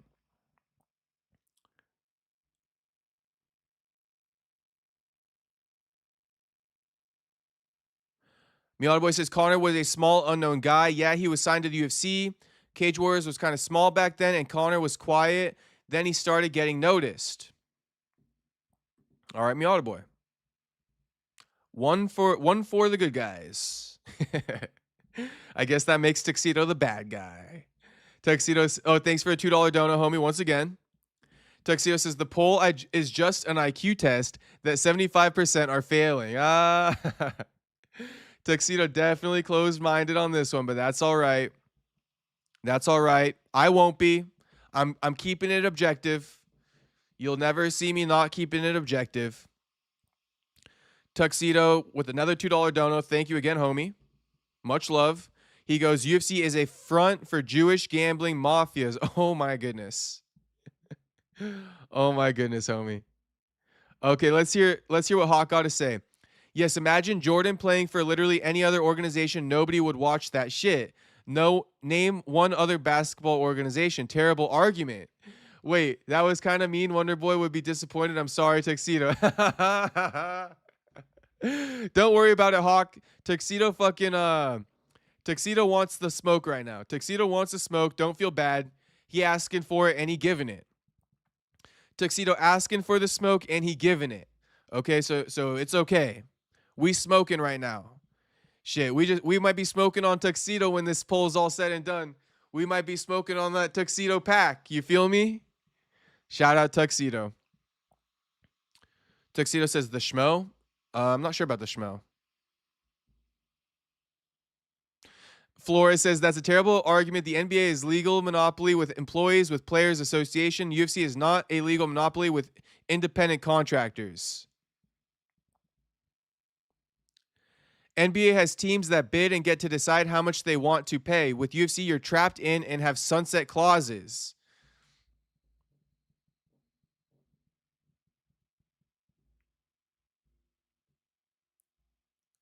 You know, I think maybe with the NBA, if I were to compare it to the UFC terms, each team, right, is a different organization, so to speak.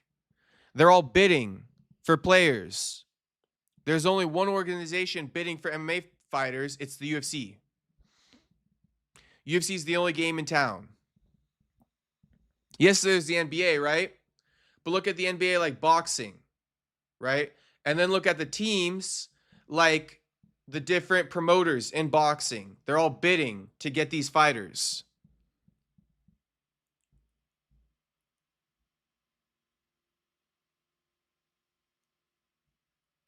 Jew says, what up? Driving home, got you on the stereo. What up, Jew? Shout out my man's Jew, always dropping in the chat. We've just been debating, going back and forth all chat. Everybody's loving it.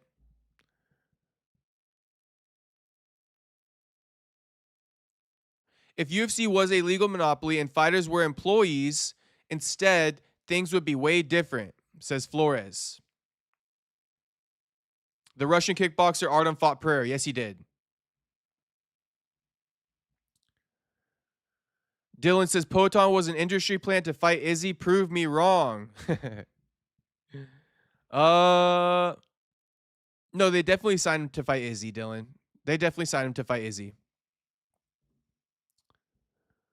They definitely signed Pereira to fight Izzy. Am I mad at it, Dylan? I'm not too mad at it. Hawk, but why? They never disliked Izzy. Hawk, I think they thought Izzy would beat him. Hawk, I think the UFC thought Izzy would beat him. You know? But hey, speaking of industry plants, shout out to the biggest industry plant, Kayla Harrison herself. The biggest industry plant in history, man. Imagine trying to put the promotional machine behind a fucking female fighter. Never gonna work. Shit. This ain't fucking 2015 anymore. Ronda Rousey's days are over. You ain't never making another female star, I can promise you. Go ahead and sign Dakota Ditcheva and see how well that works out. It ain't gonna work out. If the UFC can't sign Dakota Ditcheva and make her a star, it ain't never gonna work out for the females anymore. In fact, I'm to the point, let's separate the organizations. I'm back. How to check out the Cooking with Volk episode. Shout out to me, Autoboy. Shout out to Cooking with Volk. Shout out to Joe. What was I gonna say? Oh no, that's what I was gonna say is I want women to almost go into a new organization. I'm tired of it being consolidated with the UFC. We got NBA, we got WNBA. I want WUFC. I want WUFC before 2030. Is that too much to ask, boys? Who wants it? We should do a poll. We should do a poll on that one next. Have we ran up this poll enough? Took Izzy 3 tries to beat the GOAT.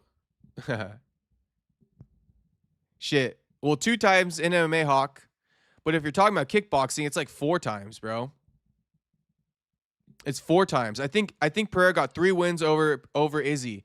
2 in kickboxing. Is it? Shit. I'm just doing this off the top of my dome. But I think it might be 2 in kickboxing. Pereira beat Izzy. And 1 in MMA. That's why Pereira was holding up the 3-0, no? Am I wrong on that? Let me look it up just to be sure.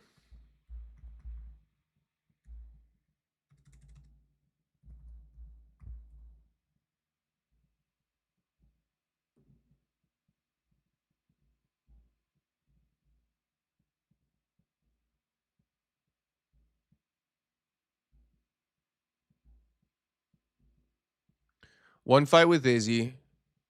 2 fights with Izzy. Yep. 3-0.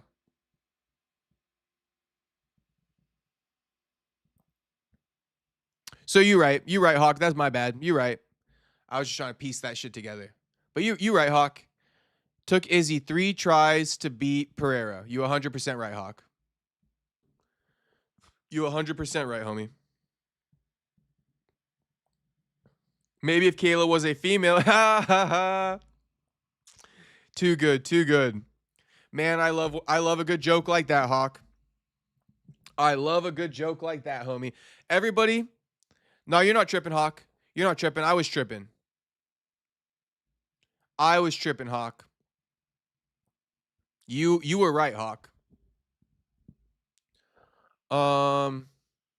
I've never seen Volk good. I've never seen Volk good. One bad thing. Everything he cooks. Oh, never seen Volk cook one bad thing. Everything he cooks looks fire.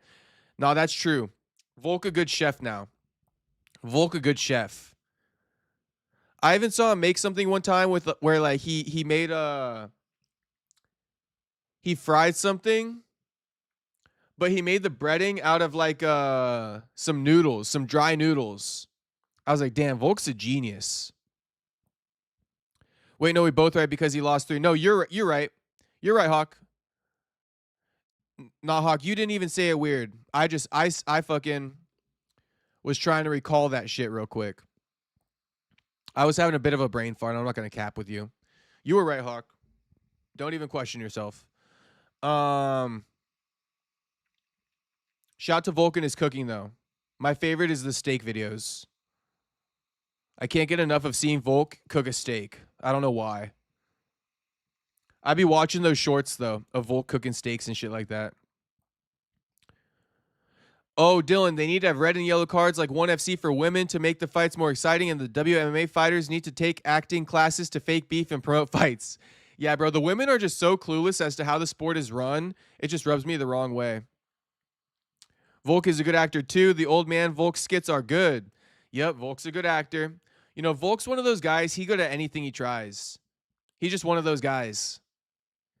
Good at cooking, good at acting, good at fighting. It's like, bro, what can't this man do? What the fuck can't this man do? Nothing. I'll tell you right now, nothing. Okay. Let's end this poll.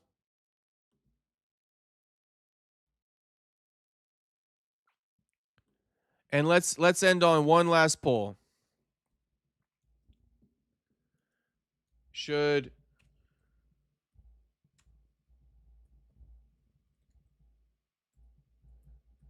UFC make separate league for women? And people gonna say I'm a dick for this. People gonna say I'm mean. All this stuff, right? Fuck off. Fuck off if you think I'm mean for this. Okay? Because this ain't no sexist bullshit. This ain't no sexist bullshit. This is just the truth. Whether you like it or not. Okay? Should UFC make a separate league for women? Yes or no?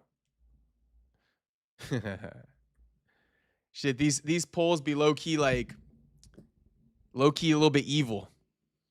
But hey, where's the lie? I just want to know where you guys stand on that shit. Should the UFC make a separate organization for women? Yes or no? You guys tired of seeing that shit mixed in with the fight night cards? Shit, because I am. I don't want to see another one. Volk is in the new Street Fighter. Yes, Hawk. I finally got caught up on chats. And Mark saying, I would say Connor made himself a star. Okay, Mark, we had the poll up. Damn, only 15 people voted. It should have been way more of you guys. I don't know what you guys are sitting on waiting. But anyway. Yep. 73% voted UFC made Connor a star. So Tuxedo, much love to you, homie. Much love. I honored the bet. Castro, would you seriously get with a WMMA fighter, or are they a walking red flag? I would not. I would not, Dylan. They too masculine, bro. I don't like a masculine chick like at all. I don't like a masculine chick whatsoever, bro. Shit, if a girl not even an MMA fighter and her jawline too pronounced, I'm a pass. I'm a fucking pass. You want an example? Let's go. You guys are gonna love this. I bet you somebody's gonna be like, Castro, you're crazy. She's hot, and that's okay. Everybody got different taste.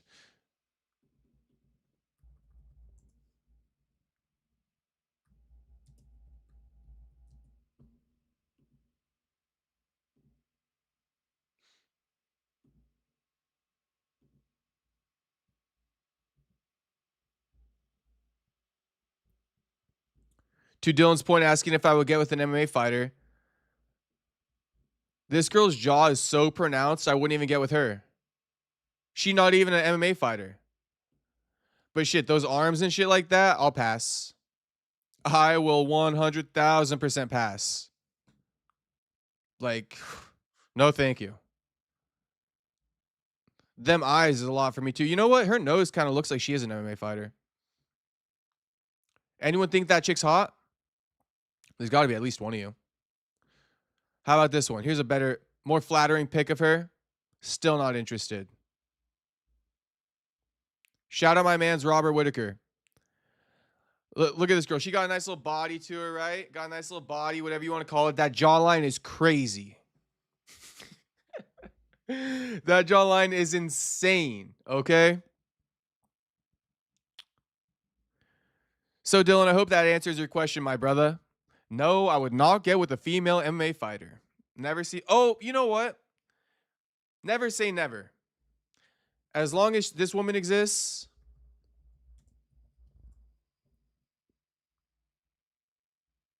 we should just pull up IG, shouldn't we? She got way better pics on IG. Hey, I'll make an exception for this one right here. But if you guys want to know what I smashed Dakota Ditcheva, no. Call me crazy. Call me crazy, but I would not smash Dakota Ditcheva.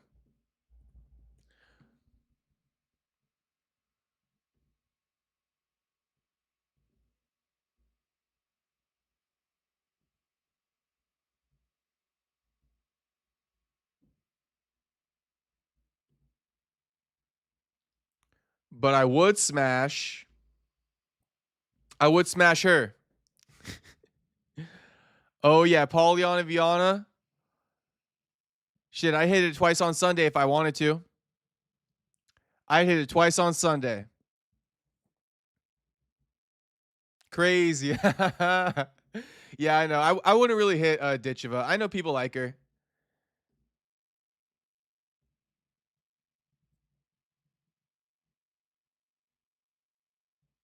But this one I'm definitely hitting.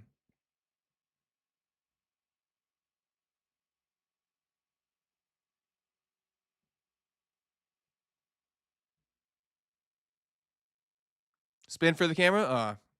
That's all right. This one I'm definitely hitting. Definitely hitting. That should contextualize it for you guys. Giga Chad jawline. Yeah, that's a crazy jawline. That jaw is too manly. Thank you, Mark Hatch, and thank you, Dylan.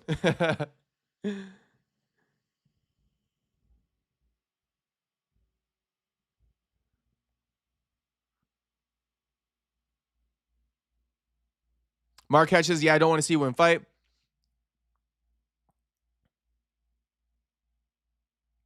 Oh, Miata Boy says, I think it would have been a good idea if they would have done it at the start, but they can't just remove it now. That would be a PR nightmare. Ha ha. No, I see what you're saying there, Miata Boy. I see what you're saying there. They're gonna get so much shit for that if they change it now. But I'm just so sick of it, man. I'm just so sick of it. But that would be a PR nightmare. Dana's never gonna stop getting asked questions about that. Like, so why did you get rid of the women's fighting? But it's an honest answer. Just be like, because the viewership sucks. We're fucking losing money doing that shit. Straight losing money. Like, it ain't even worth it. I mean, shit. How much can you hate on the man for that?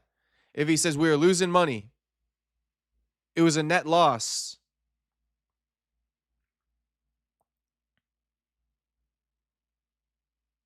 Mark Hatch, Eddie Hearn does this in boxing too by putting women's fights in the main event. So does Jake Paul. This shit's so dumb. We don't care. I don't know when they're going to understand, bro, but we just don't care. Like, I'm tired of the equality, bro. We don't care. And listen, if people don't care, then they don't care. Stop forcing it.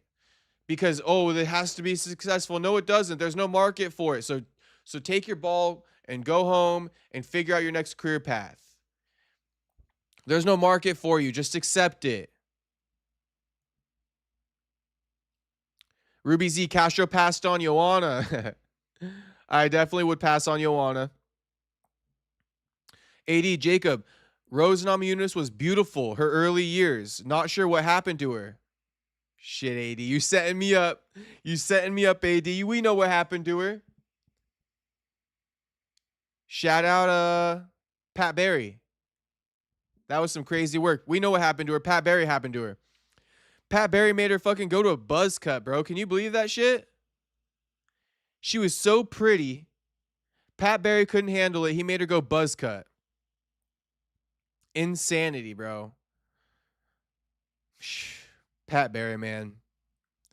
You ruined a good one, homie. You're right, AD. I would have smashed Rose too. before she went buzz cut and started dating Pat Barry.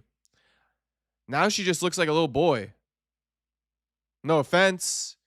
No offense. But you know, shit, like I say, boys, I be entertaining you. I be joking, so don't fucking kill me over that. But you know, Rose looks like a little boy to some degree. How could she not with a fucking buzz cut?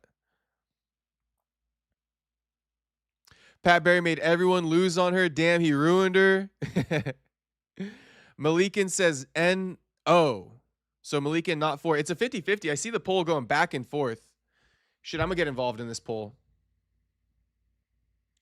Should UFC make separate league for women? Yes. You know my vote. You see that change. And they instantly took it back to 50. You boys are dirty. Oh, no, it's back. What up, Saxby? Valentina in her 20s was fire. You know, I'm not really a Valentina fan, but that's fine. Some people like, you know, I think Russian chicks are pretty, but I'm not a Valentina guy. Flores says crazy. You must be referring to me saying I wouldn't hit Ditcheva. Yeah, I wouldn't. I don't like those tattoos, but her face is nice. Yeah. Mark, I'm not sure who you were talking about there. Oh, you must be talking about Pollyanna, Mark. You must be talking about Pollyanna. Yeah, I like couple of little sexy tattoos on a chick. Why not? Couple of sexy tattoos ain't kill no one. I'm not really an arm sleeve guy though. And I think Pollyanna got an arm sleeve, don't she? I'm all for a little sexy tattoo, but not an arm sleeve. Let's see if she got one.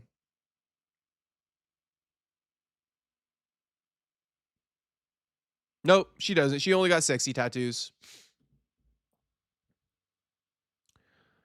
Yes, UFC needs to separate man and women. Shout out to Saxby. Fucking hell, the main event start at 4 a.m. in Sweden. Damn, Saxby. You're a soldier. Stay up till 4 a.m. to watch fights. You're a soldier. Valentina says, looks like she says hard R, not gonna lie. Miata boy, oh my God. Oh my goodness gracious, Miata boy. Shout out to Valentina. You know, Chael Sonnen thinks Valentina and John Jones have been fucking for years. Anyone else hear about Chael's theory with that ever? Chael thinks that Valentina and John Jones have been fucking smashing in bed for years. And Juice says, I'd smash Joanna for the name value. Shit. You know, I did tell Miata boy in a stream a couple days ago, you know, if you want to smash Joanna to get the bag, I ain't going to hate on you for it. I ain't going to hate on you for it. Just make sure you leave after you get that bag. Just like them women do to us. Just like them women do to us. Don't be catching no feelings. Get in for that bag and dip. Get a couple nice dinners out of her. Shit, she going on 40 with no kids. That's got to be the worst place for a woman to be. Going on 40, no kids, no husband. Oof. Oof. I don't mean to be dissing her that hard, but I guess I am right now. Saxby says the co-main is sometimes 6 a.m. and then I need to watch two girls before the main event is crazy. I mean, the main card start at 4 a.m. Yeah, that is crazy, Saxby. You're going to fall asleep and then fucking wake up for the main event. I feel you, bro. We got to remove the women. We must remove the women, put them in a separate league, call it WUFC. WUFC, here they fucking come.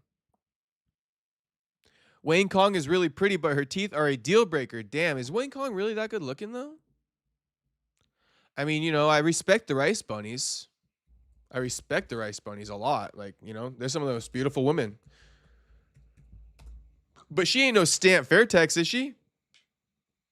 Shit, Soda Pop drops in the chat as soon as I mention the Rice Bunnies. What up, Soda Pop? We're looking at Wayne Kong. Somebody says that she a baddie. Dylan says she a baddie.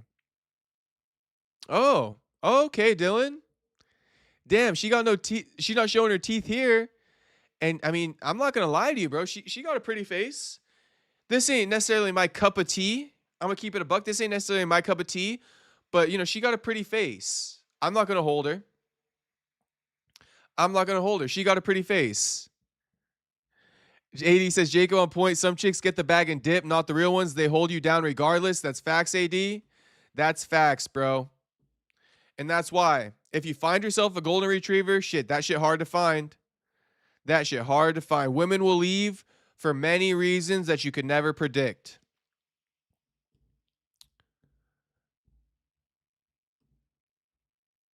And if you find a real one, a real golden retriever, shit, you got to keep her, bro. Those are hard to fucking find.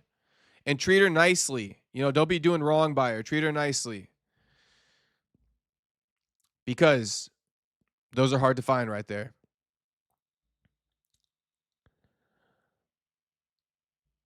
Valentina looks like she's... Oh, I already read that one. I like Julieta Martinez, the chick Dana rejected from the UFC. I guess we're just looking up these baddies. I think I know who you're talking about. Was she rejected from Contender Series? Oh.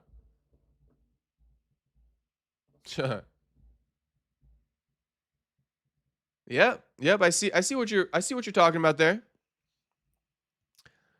Who said that?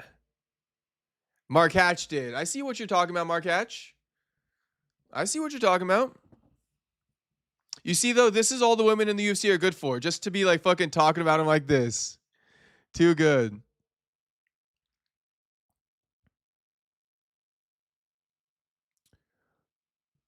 We got to bring Gladiator times human versus animal, Tom versus a chimp. Shout out to fucking Hawk. Well, you know, we got Khabib wrestling bears and shit. Dylan says, catching feelings after a one night is the worst position a man could be in. Yeah, it is. It is. And I'm sure a lot of men in the chat have been there. Shit, I've been there in the past. I've been there in the past. Learned my lesson, though.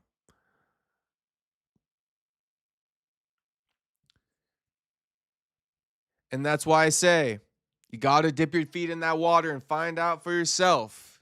You feel me? My mama told me all about that water. And I said, hold on, Ma, just let me put my feet in.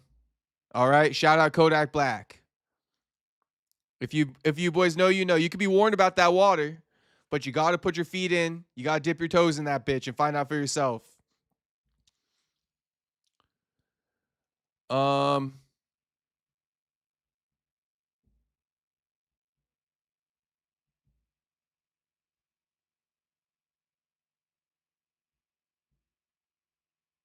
But I'm going to help you guys out with that whole one night stand thing, right? I'm going to help you guys out with that one night stand and how you prevent yourself from catching feelings, okay? If you get a one night stand, the reason why you don't want to catch some feelings for her is because of what the narrative you just put out there. You just put it out to her that you're just there for sex. So that's all she's going to think you're there for. Okay? So don't make that mistake catching feelings hitting the one night stand because you just showed her everything but the fact that you're going to catch feelings. So in her mind, she's not going to catch feelings for you because she's protecting herself because she's like, oh, I've been down this road, one night stand. He not going to like me. He probably not even going to talk to me anymore. Right? So just understand, that's why you can't be catching feelings after a one night stand because you're putting out that energy that that's all that they're there for is sex. So they're going to be guarding themselves too. And by guarding themselves, they not finna catch feelings for you. So don't you even fucking think about it. Okay? Don't be delusional enough to think that a one night stand going to get a girl to fall in love with you. No matter how good you hit it. No matter how good you hit it, all right? Understand that shit. Understand that shit. I'm helping you boys out. Now, she may come back after you hit it good, right? She may come back after you hit it good. But if you want some one-night stand shit, it's always pretty much going to be that way. Unless she starts asking you, like, what are we? Right? But if she never initiates that conversation either, shit, protect yourself. Get ready. Because that bitch ain't your bitch, homie.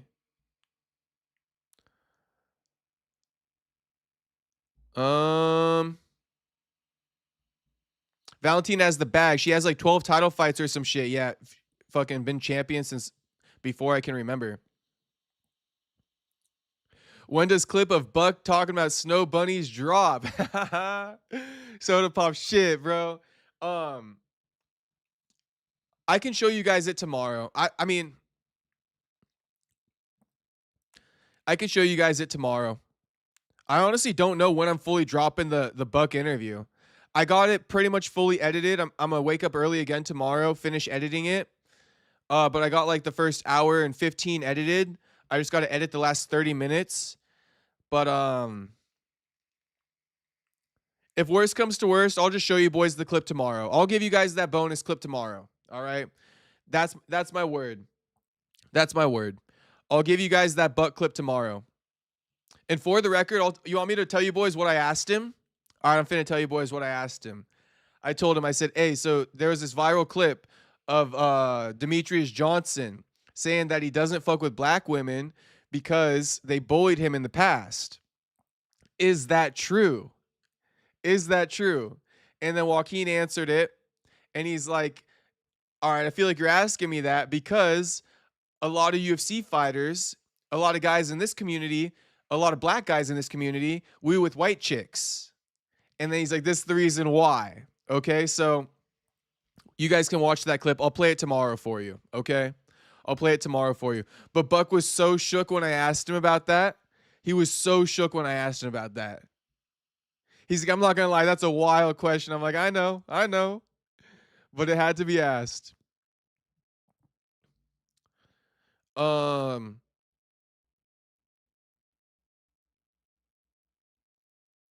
80 says some Muay Thai fighters be looking nice, and Angel Lee on 1FC was a cutie.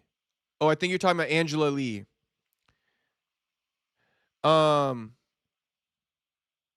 You know, yeah. I could say something else, AD kid, but I want to be respectful, so I'm not going to say anything. But yes, there is, there's been a couple baddies in 1FC. The one I will say too is Stamp Fairtech. She kind of bad.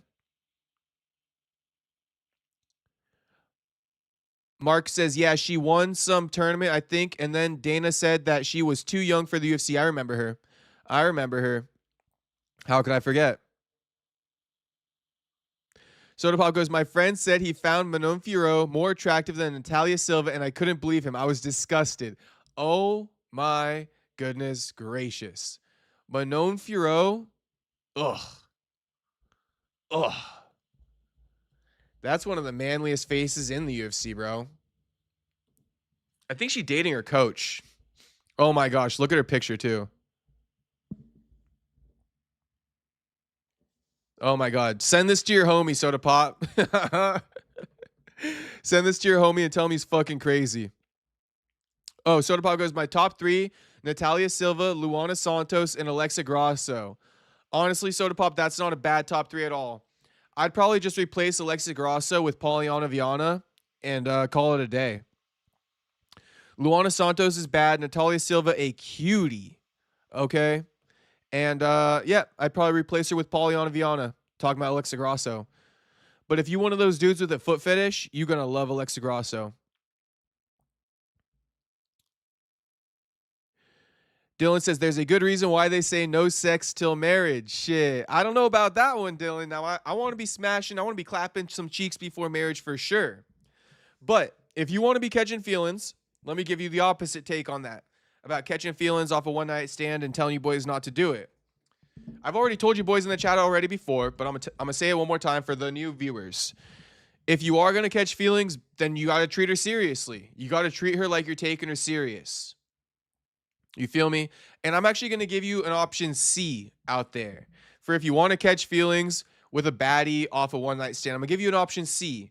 But before I give you that option C, I'm just telling you, if you want to catch feelings, okay, treat the woman serious. If you treat her serious, she's going to treat you serious. That makes sense? But if you treat her like, an object, she's going to guard herself. Okay? Now, what's option C? For catching feelings off a one-night stand shit, you got to put a baby in her.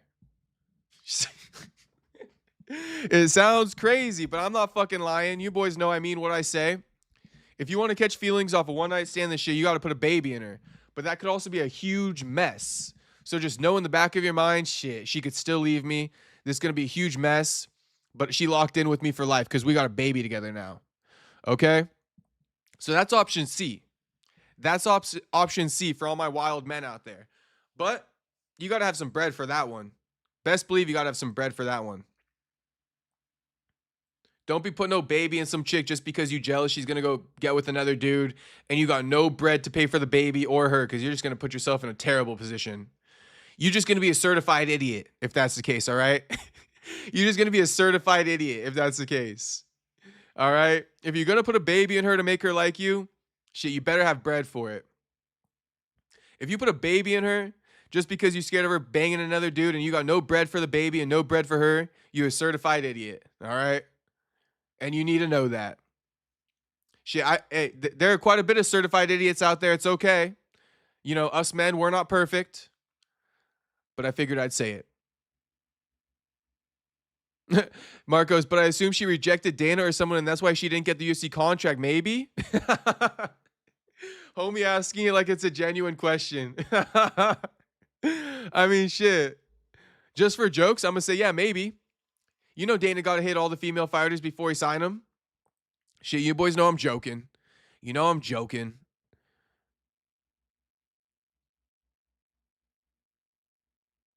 How did we go from fighting about I don't even remember who... Oh, how do we go from fighting about I don't even remember what to this? Hawk, because we be going on rants, we be going on tangents. This just how the streams be going. This is how we do things over here. We just chopping it up with the boys, you feel me?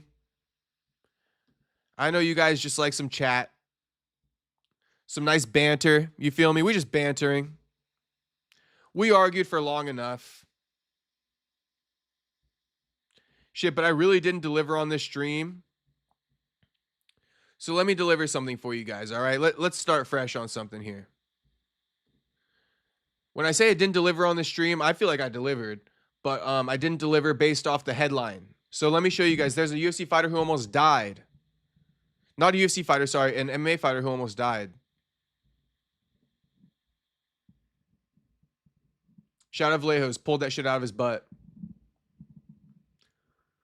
Okay. Oh, and by the way, Amanda Lemos got pulled from her fight against Jillian because she had fucking herpes on her mouth. That right there. They didn't know what it was. Hawk says, best MMA stream for real. Thank you, Hawk. I do not take that lightly that you say that. I appreciate that you say that, homie, and I'm glad you feel that way. We are the best, for sure. We are the best.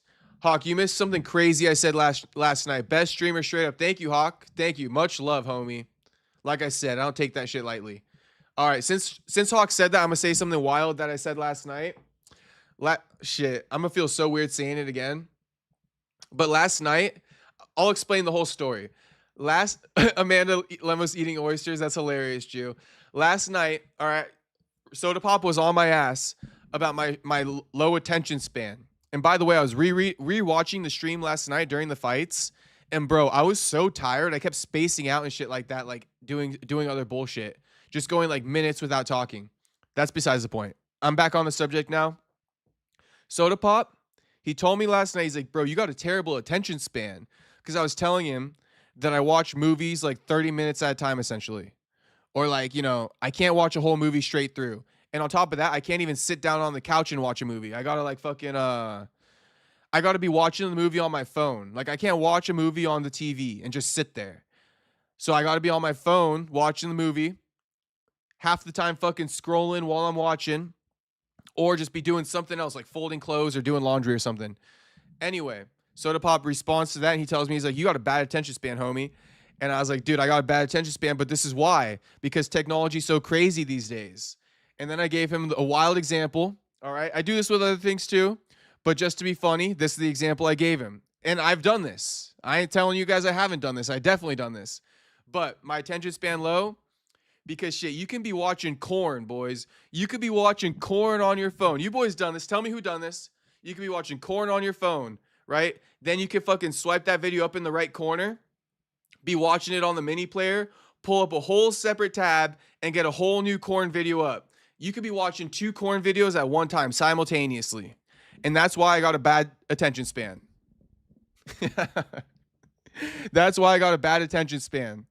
I know you boys were wondering where I was going to go with that one, and I know you couldn't have expected that. Nobody could have expected what I was going to say there, other than Soda Pop and whoever was in the stream last night. But that's why I got a bad attention span. Because I'd be watching 2 videos at once all the time.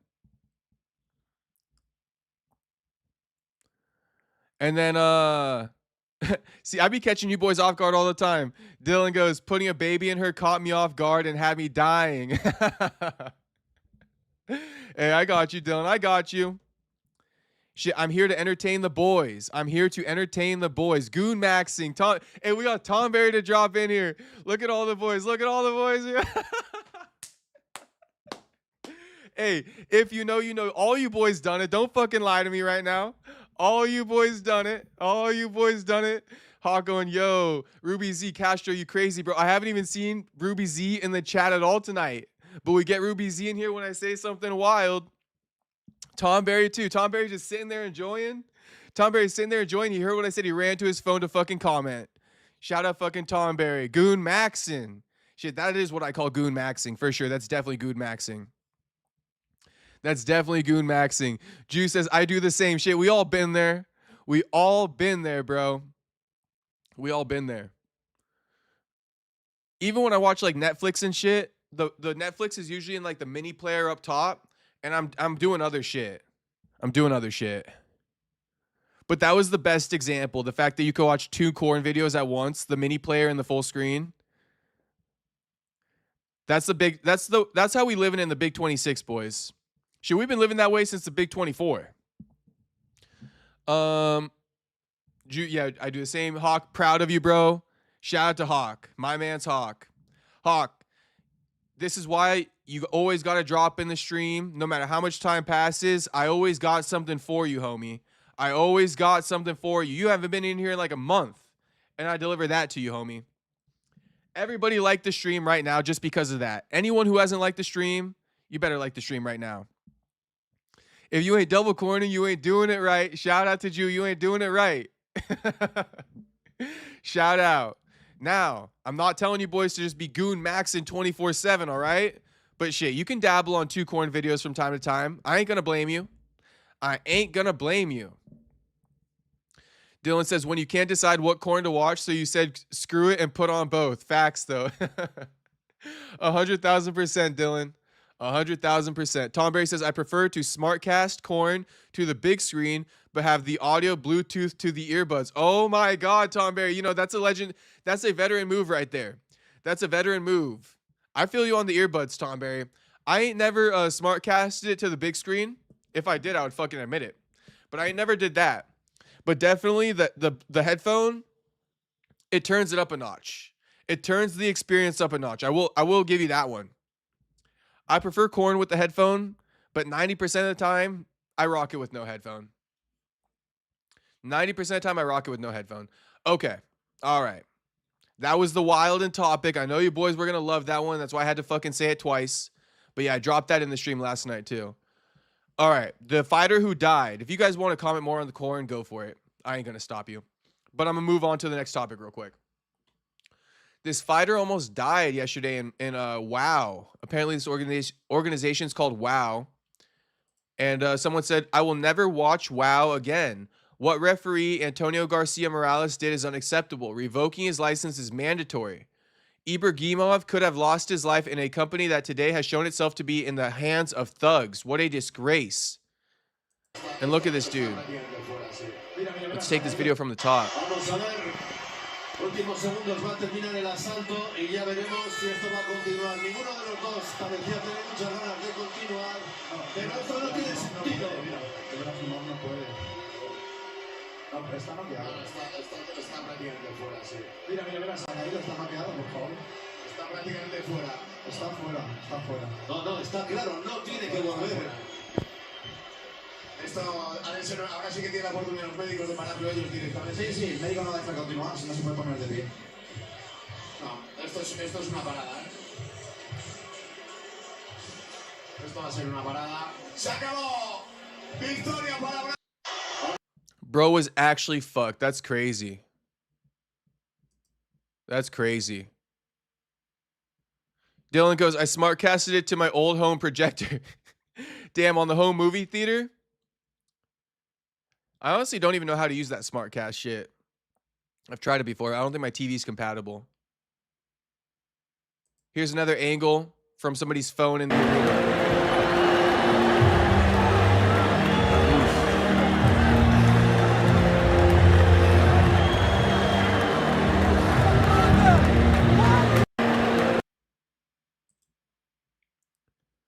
Okay, and then here he is chopping it up with his opponent after the fight. Umakhan Ibragimov has been discharged. Everything's fine, and he's already eager to get back to fighting. The two fighters said goodbye to each other this morning. How beautiful this sport is. A little 11-second clip of them chopping it up.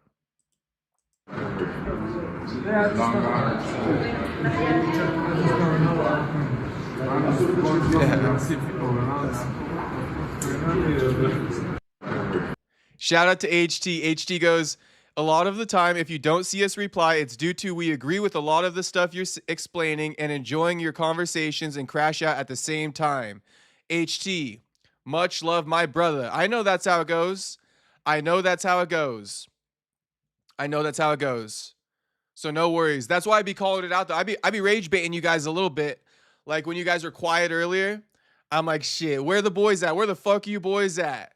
Where the fuck you boys at? Because I knew it. I knew it. But shout out to HT for that one. And you know what? Shout out to John Dong. Because John Dong just be dropping like fucking emojis in the chat when he got nothing to say. And I appreciate it, John Dong. The emojis in the chat are always appreciated, homie. Keep the algorithm going.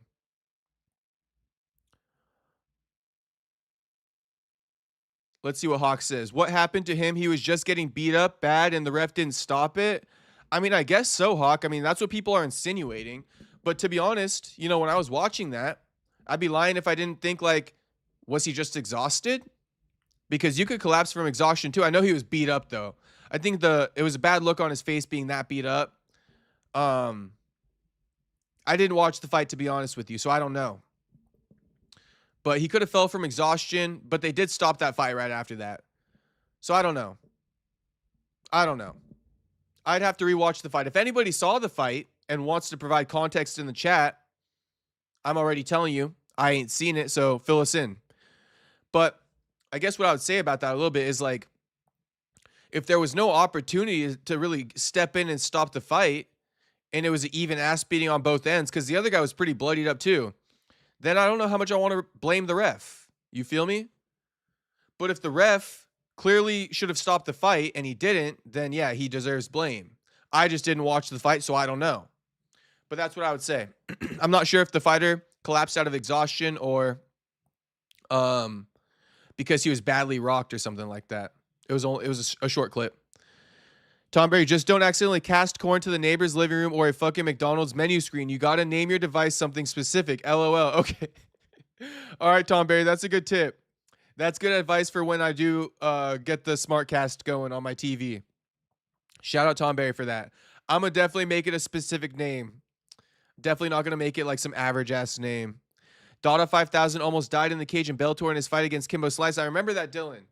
I do remember that.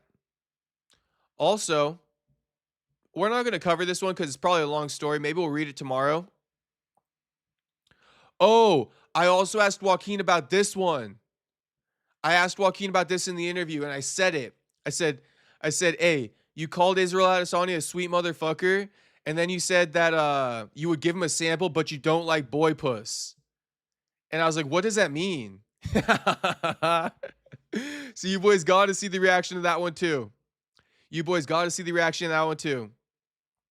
I got Buck to speak on his beef with Izzy and these wild words he said to Izzy. That's why I had this bookmarked, because I was preparing for the interview. But anyway, Alex Garcia, former UFC fighter, and two others, I assume not UFC fighters, arrested with 102 kilograms of cocaine and other drugs. Insanity. Insanity for this man.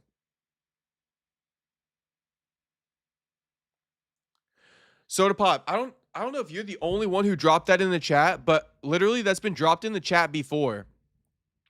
I'll try to do some investigative work.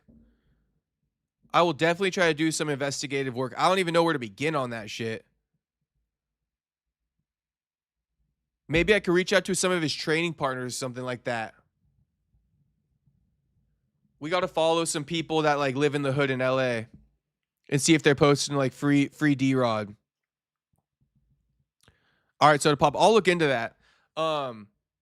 Like I said, I'm not sure if you dropped that in the chat before. You might have, but somebody else dropped that in the chat before. It's not the first time I've heard about this.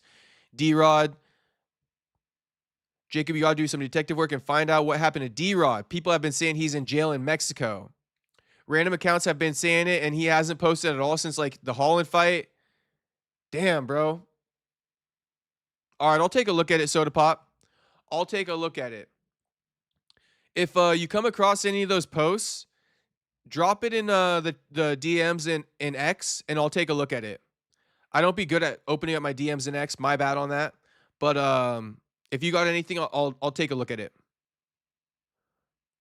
I'm also gonna look up some posts about D-Rod.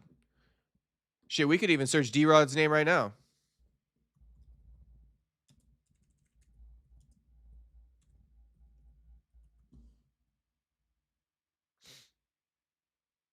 Isn't WoW linked to Ilia Toporia's organization?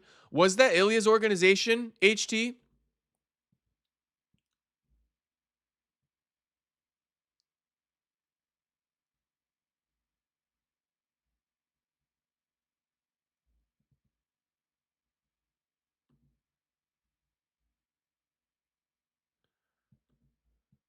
Let me look at Ariel's thing. Oh, no, I don't have to go to Ariel. Let me go to Ronaldo. Damn, it is. Yeah. Yeah, HT. This is Ronaldo's organization, or this is Ilia's organization. Wow. Damn, okay. Way of Warrior FC, yeah, that's what it's called. And it is. To answer your question, HT, it is. Daniel Rodriguez is a common name, so it's hard, I know. Let's just go for this real quick. One little Google search to end the stream. Shout out to all the boys watching the stream, all the returning viewers, all the new viewers. Shit, I know you boys enjoying this. I was going to say, I hope you're enjoying it. I know you boys enjoying it. I know it.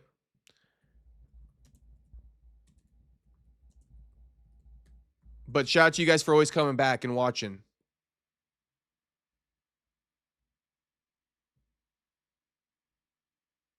Multiple individuals named Daniel Rodriguez.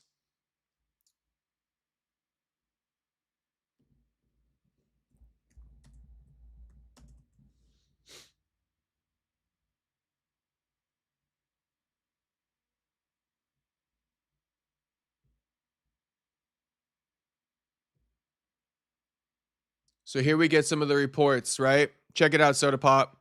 Okay, send it over. We got one from Echo Child here 4 weeks ago. Reddit posted something a month ago. And then MMA News and Views posted something 4 weeks ago.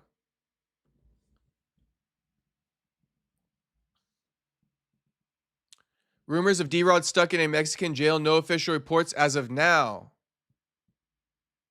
UFC has not said anything yet. Since August, holy hope not, man. Jeez. When did D-Rod fight last?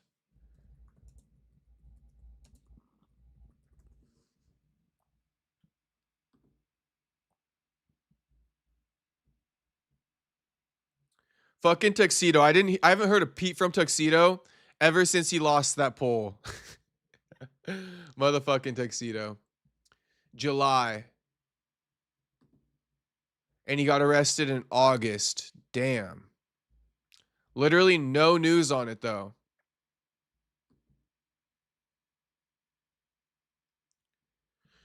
So here's something. It says confirmation of the rumor. One Redditor mentioned, honestly, I don't know who can headline this card since Moreno just got finished. Yair is injured. I can't think of a fight for Suarez. I already doubted Strickland fighting in Mexico before he got booked against Hernandez. Grasso is injured. I can't think of one for Garcia. I prefer Aljo versus Zalal. Can't think of anything else that I haven't mentioned. Also, I guess Torres can get Moicano, which indirectly acknowledges the issue by discussing potential main event fighters for a Mexico card, implying Rodriguez is not available. Huh? That was weird to read.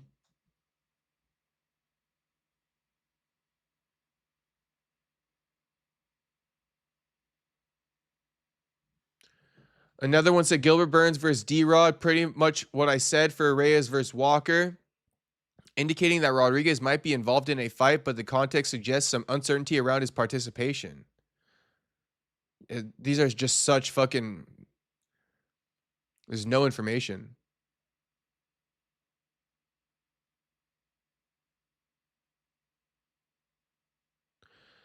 Okay, so general discussion says there are no direct confirmations from official sources or detailed explanations about why D-Rod might be in a Mexican jail. The rumors seem to be based on his absence from recent fight cards and the general buzz within the UFC community. Damn. Yeah, D-Rod fought twice this year, twice last year, twice in 2023. Oh no, once in 2023. Twice in 2022.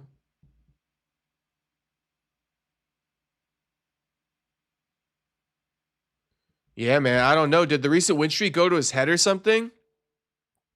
There was a UFC fighter arrested recently, though. I didn't even hear about that one, Miata boy. Didn't even hear about that one. Oh, Miata boy goes, his manager said this was fake. He's been backpacking in Mexico. Oh, interesting. Backpacking. I don't know why I'm instantly sus when the rumor is that he's backpacking. Like, I don't know. D-Rod doesn't strike me as a backpacking type of guy. He kind of strikes me as a sit on the couch and smoke a blunt type of guy all day. And then get up and start hitting the heavy bag for like an hour. That's what D-Rod reminds me of. I don't take him as like a fucking backpacking dude, but shit. Backpacking in Mexico? It just doesn't sound like D-Rod. But if that's what his manager said, I mean, shit, I might be calling cap on that.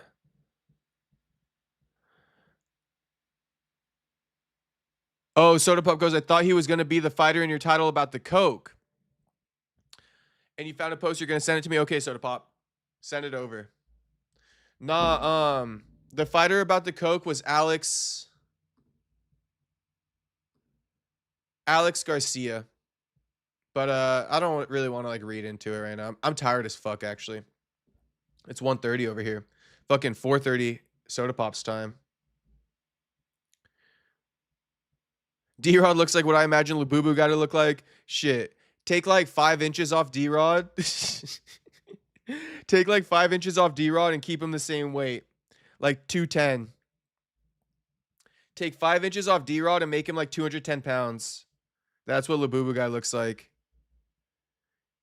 And also age him like 10 years. 15 years.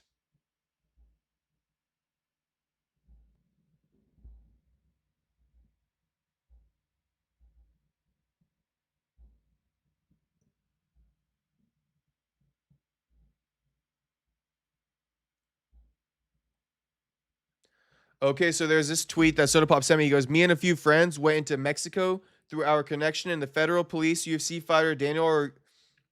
Wait, let me read that again. Somebody tweeted, me and a few friends went into Mexico through our connection in the federal police. UFC fighter Daniel Rodriguez is in jail in that country, and it's bad. Damn. But it got no likes, no views. Yeah, I don't know, man. I don't know.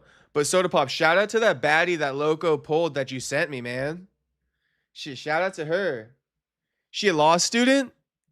She Berkeley alum, a pre-law student? Shit, that's a baddie. That's a baddie.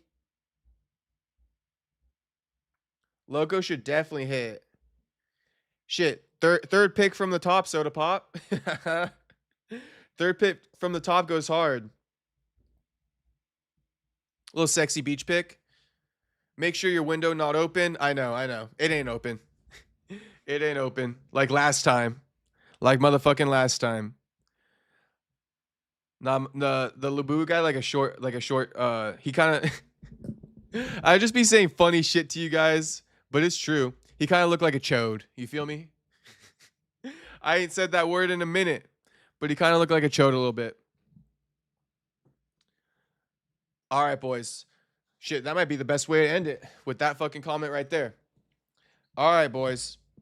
I'm going to head out of the stream. Thanks to all you guys for tapping in. Much love to all you. We had a great debate. Shout out to fucking Miata boy. Much love to Miata Boy, my mans, okay? Low-key, Miata Boy gave me what I wanted earlier. I was calling. I was like, somebody come in the chat and let's start debating. And Miata Boy was the one. Miata Boy was the one who came in, and I respect it, and I appreciate it, all right? So shout out to all you boys. Peace out, Soda Pop, Miata Boy, HT, Dylan, Tonberry, Jew, always Jew, Hawk. Make sure you pass high school, Hawk. And enjoy your Christmas break, homie. Ruby Z. Everybody, man. Everybody. You guys know the deal. Mark Hatch. AD Kid. Of course, J Flow. Real high school homie right there. Oh, can't forget about Tuxedo Mask ever. You feel me? Everybody. All right. Peace out, everybody. I'll see you guys tomorrow. Peace out, everybody.